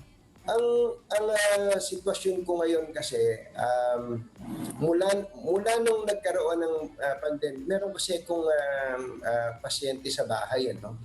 Yeah. Meron akong anak na nagkaroon ng sakit. So talagang nakakatakot na lumabas. So nung nagkaroon ng pandemic, ano yung essentials nyo? Ikaw pa rin? I'm sorry? Yung essentials, yung mga pangkailangan nyo. Meron namang ibang mga kasama rin dito na hindi ka talaga lumabas? Para sa bata. Talagang kung kailangan lang. Wow. Yun ang aking ginawa. Ang galing. Napakahirap kaya kasi lalo tayo nasanay tayong lumalabas tapos Yes. lumalabas. So I just make myself busy. Ang dami naman pwedeng gawin dito sa loob ng What skill did you learn? Yun nga, technological. Yun. Okay. Ako, yan ang handicap ko, technology. Pareho naman tayo dyan. Pero maganda na rin yan na hindi natin masyado pang na-explore kasi parang hindi ka palit yan ng personal relationships eh. So, pangalawa, how about longevity and reinvention dito sa industriya natin? Ano yung mga lessons mo na gusto kong i-share mo sa mga tao? Conscious ka ba na dapat mag-reinvent? Okay, paano ka tatagal sa industriyang ito? What carried you through? Is credibility, no? Meron akong personal career consultant. Go ahead. Umisip mo. Misis ko. Kasi sabi nga, tama yung sinabi mo kung paano ka tatagal. So, kung nakilala si Katunying na sabi nga nila, hard-hitting, nag-i-interview harap-harapan ng hindi natatakot, nasasabi yung opinion niya, marami naman ng ganun Marami naman ng ganun ang style ngayon Yung iba nga, tinatakuan pa na siya pang sinusumbungan ng mga tao, marami ng ganun. Pero paano? Sabi niya, ipakita mo lang sa tao kung ano yung hindi mo pa na ipakikita, kumbaga yung other side mo. That's true. Gusto ng tao, actually, dito nga sa YouTube channel na meron ako, nung kapag ka nag-feature kami ng mga episodes na tungkol sa ibang mga kaya kong gawin, halimbawa, mula sa pagtatanim, sa luluto, sa paglilinis ng sasakyan, yun ang pinakamataas ang engaged sila, no? Oo, engagement. Yeah. Sabi ko, oo nga, tama yata itong misis ko. Mukhang doon lang sa parte na yun, tama yung sinabi mo, yung ginamit mong term reinventing no? Pero doon naman sa broadcast mismo, sa broadcast, palagay ko, boss, wala akong makitang ibang paraan kundi gawin yung dati sapagkat tingin ko effective naman yung dati naming paraan. Totoo. And keeping your integrity intact. Yun lang naman pagpapalalim ng integridad. Tapos ito, do you think TV is kind of obsolete at this point? Yung tipong, ngayon, di ba parang ngayon, you can watch content kung kailan mo gusto. Dati appointed time na papanoorin mo, hindi mo palalagpasin. Pero ngayon parang you can catch it anytime. So, how important is that to you now? Well, importante pa rin TV because eventually we're expecting that you be back on Channel 5 kung ano man yung talent fee na in-offer sa'yo ni MVP, no? But now, you think yung content can be done by you? Ang totoo nun, ito magtatapat ko sa ito, hindi, siguro mula nung nag-shutdown ng ABS the first time, May 5, hindi na ako nanonood ng TV. Yeah. Ako news lang. Ako maniwala ka, ultimo news. Hindi na ako nanonood. Internet ka na? Ako na lang. Nagbabasa na lang ako sa mga websites, sa mga news websites. Okay. Ewan ko kung bakit, siguro dahil sa masyado akong nasaktan na nawala yung TV station. That's true also. Maganda yun. That's very honest. But pag nasasaktan ka, bumabalik ka dun sa kinasanayan mo, di ba? So, in the end, babalik ka sa radyo. Parang yun. Parang gano'n na nangyari. So, yung obsolete na ba yung TV? Hindi pa naman siguro.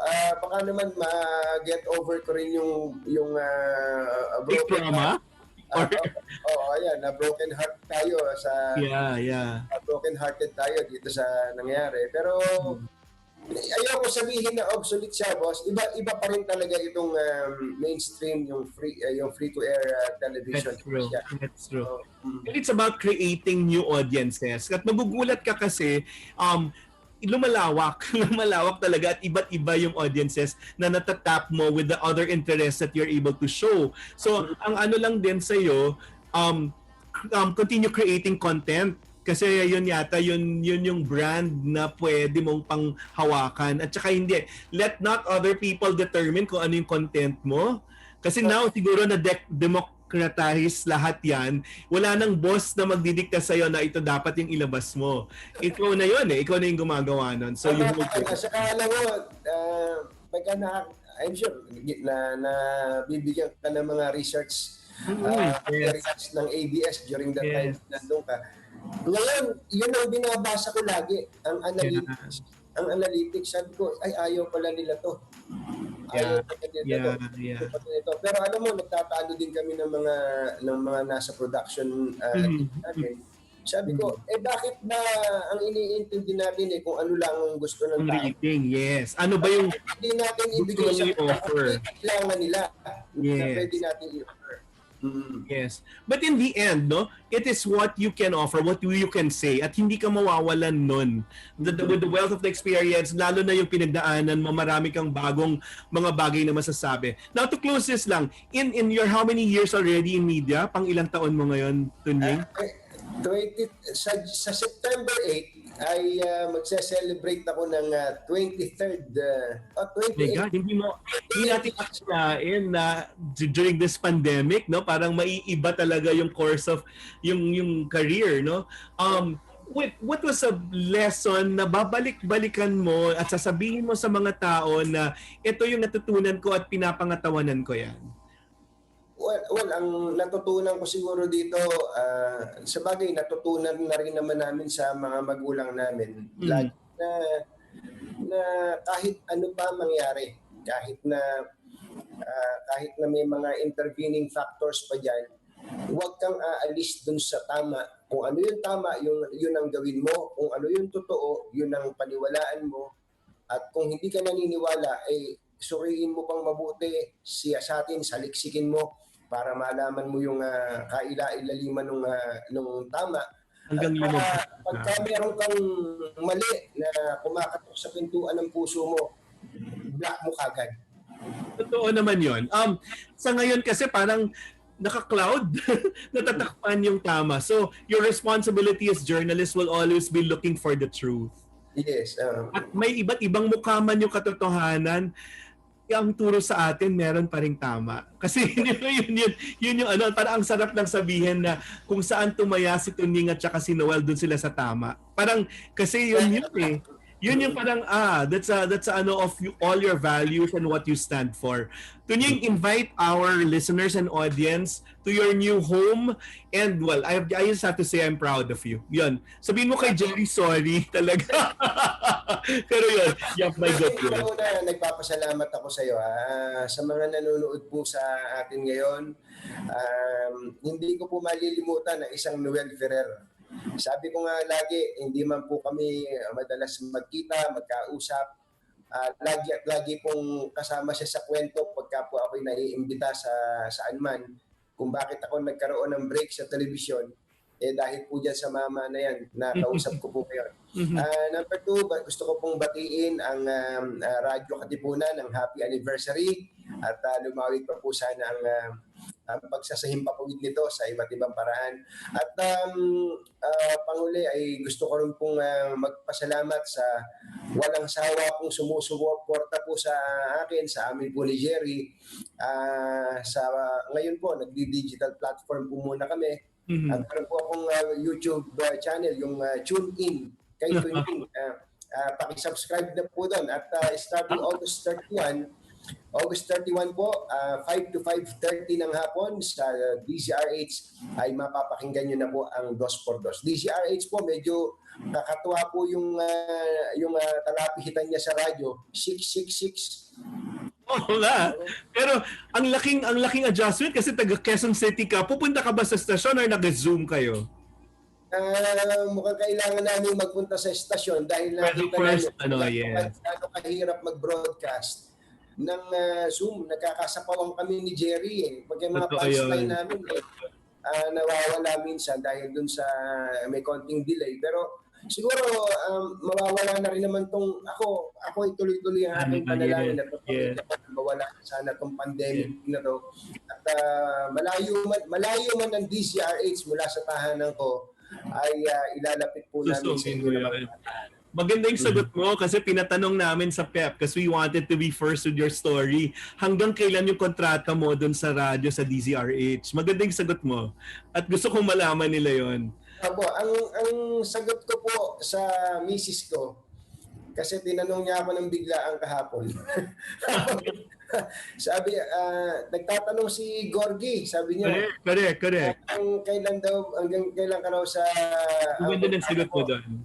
Sabi ko, hanggang may DCRH, dyan tayo. Kasi ganun din naman sa ABS, di ba? Until the franchise was there, and then hanggang sinabing kailangan ka pa, parang or you can let go, pinangatawanan mo naman yan, Tunying. Kasi alam mo, huling maikli na lang, naalala ko nung kausap ko si Ma'am Charo. sinabi ko sa kanya, noon pa to 2010, 10 years ago, nung kinausap ako ni Ma'am Caro, sabi ko, totoo pong nakakasilaw yung offer nila. Kasi ito po yung bahay ko, ito po yung anak ko mag-aaral na. Sinabi ko sa kanya yung gastos ko. Pero baliwala po sa akin yun. Sabi ko, ang importante po kako, ang ABS-CBN during that time, for the past 13 years, ito na po nagpapakain sa pamilya ko. Sabi ko, hindi po ako makalimutan yun. Saan nandun po ako sa samahan po natin. Natuwa naman si Ma'am Charo. Buti nga, hindi ko sinabing Dear Charo eh. Pero hindi, bago tayo matapos, di ba yung sa DZRH, dati pina-punchline niya yan kasi ginagaya niyo si Ray Langit kasi dati nagagyan siya, di ba? So, mapabuhay niyo ba yun? Gagawin namin. Gagawin niyo pa rin. Gagawin namin DZRH mismo yan. Kasi tribute ng mga nauna sa inyo, di ba? Si Ray Langit kasi wala na ngayon sa DZRH, di ba? Oo, pero ulitin mo nga, ginagaya mo siya kasi siya yung bosses dati ng DZRH at yung makalma na at yun, mga ibang mga... Yung mga tinaga ni Ray Langit po lamang, hiya. Dati po kasi hinete si Ray Langit, hiya. Tapos yung ang namimiss din namin yung pagsabi mo ng oras. So, yun. Makikita natin at mananakit. Kung 6:01 ng gabi. Maraming salamat, Tunying. At yun, susundan ka namin sa Friday na, no? Yung start nyo. Kailan yung... Meron kami sa Friday na to ay yung papalitan namin shoot ako. Sorry po talaga. Ay kinumbida po kami na mag-guest sa kanila. Parang meron. Oo naman. And then ang official start po namin is on Monday. Monday. So August 31. Sana po ay sundan niyo po kami doon. Oo naman. Maraming salamat. Maraming salamat. It's dos for our second anniversary. So maraming salamat, Tunying. At yun, kung nasan ka man pumunta, nandyan ako nakasuporta. Alam mo yan. So ito po ang aming pagpapasalamat sa aming pangalawang taon dito sa Radyo Katipunan. Maraming salamat, Tunying.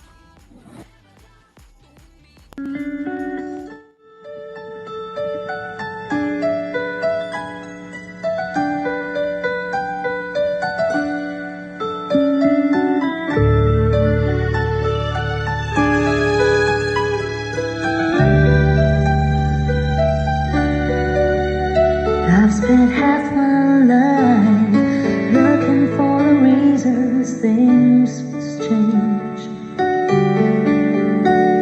and half my life trying to make them stay the same.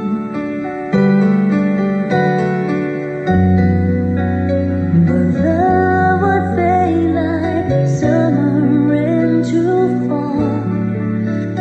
All that I could see was a mystery. It made no sense.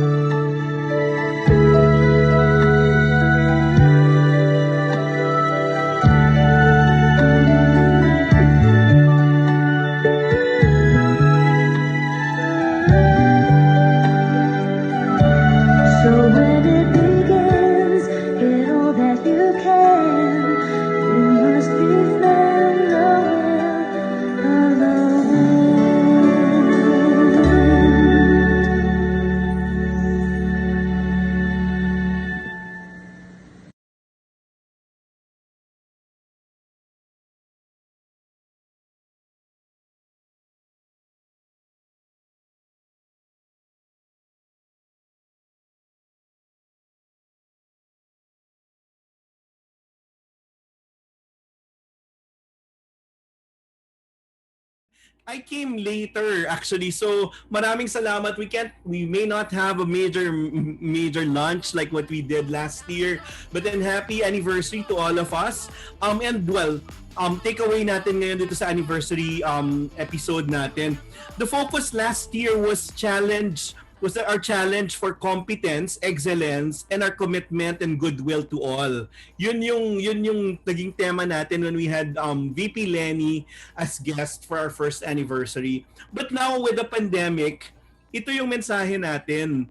To turn away from hate or fear and work towards bravery. Actually yun, tapang at pag-asa. Siguro yun yung nakita natin dun sa mga pag-uusap natin ngayon at saka yun sa mga isusunod pa nating mga episodes. I want to be guided by that kasi yun yung kailangan natin. Kung yun nga, nung isang taon, ang challenge sa atin ay yung competency, excellence at yung commitment at goodwill. Hindi pa rin naman nawawala yun, but because of the pandemic, yun, mas naging matingkad sa atin yung pagtalikod dun sa mga takot natin at yung hatred, yun na nag-envelope sa ating lipunan ngayon and work towards yun nga, bravery, tapang at pag-asa. Siguro yun yung mensahe. So, ito po si Noel Ferrer, nagpapasalamat sa lahat ng mga taong sumubaybay at the guests sa aming palatuntunan. We know that the next year will be so challenging. Siguro it will be such an effort to invite guests to come doon sa face-to-face interviews.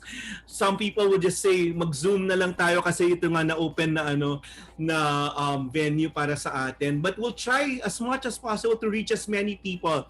So if you're able to watch this and if you can share this and give your comments, palawigin pa po natin yung impluwensya ng Radyo Katipunan. Yun, para sa these ends, again, tapang at pagbibigay ng pag-asa.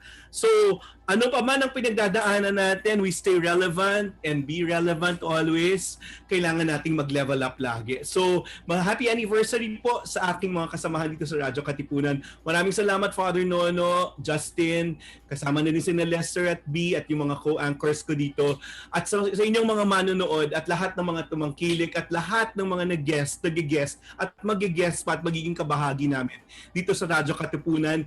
Dos por dos, pangalawang taon, we're on to our next years with all of you. Maraming salamat and we'll level up with you again. Maraming salamat.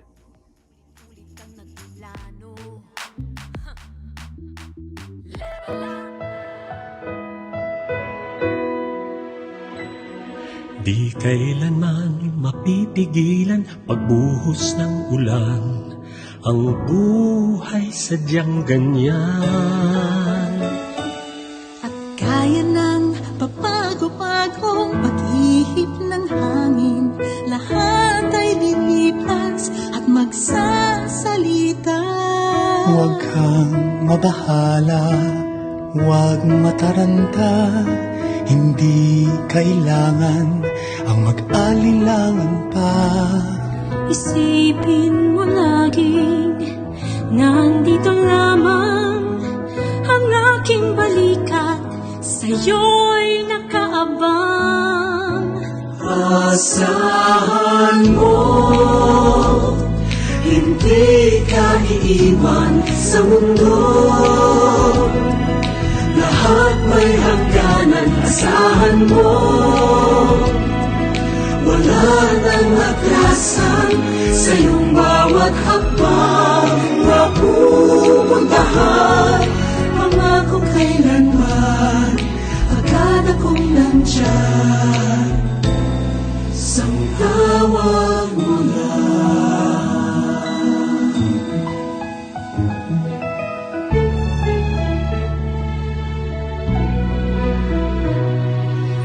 Tuwing nagdidilim ang langit, di ba't nagpapakita ang buwan? Hanggang mag-umaga na naman. Tara't hintayin na natin magsikat ang iyong araw hanggang sa magliwanag muli ang lahat.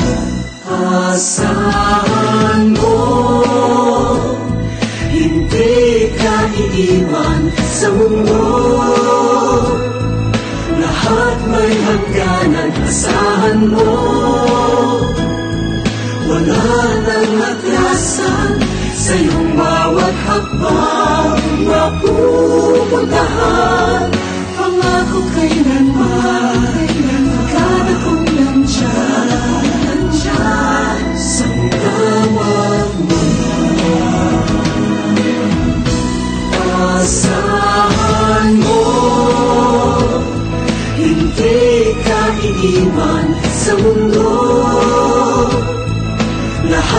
may hangganan, asahan mo.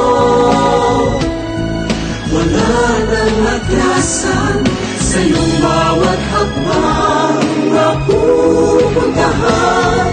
Pangako kailanman, akala kong nandyan, sang tawag mo lang.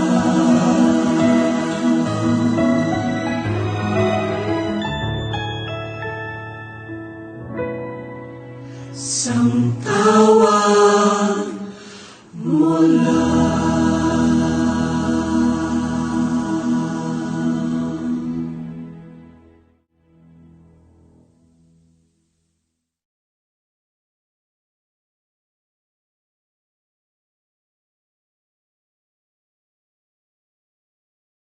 All Kaps, mga Atenista, it's time to level up!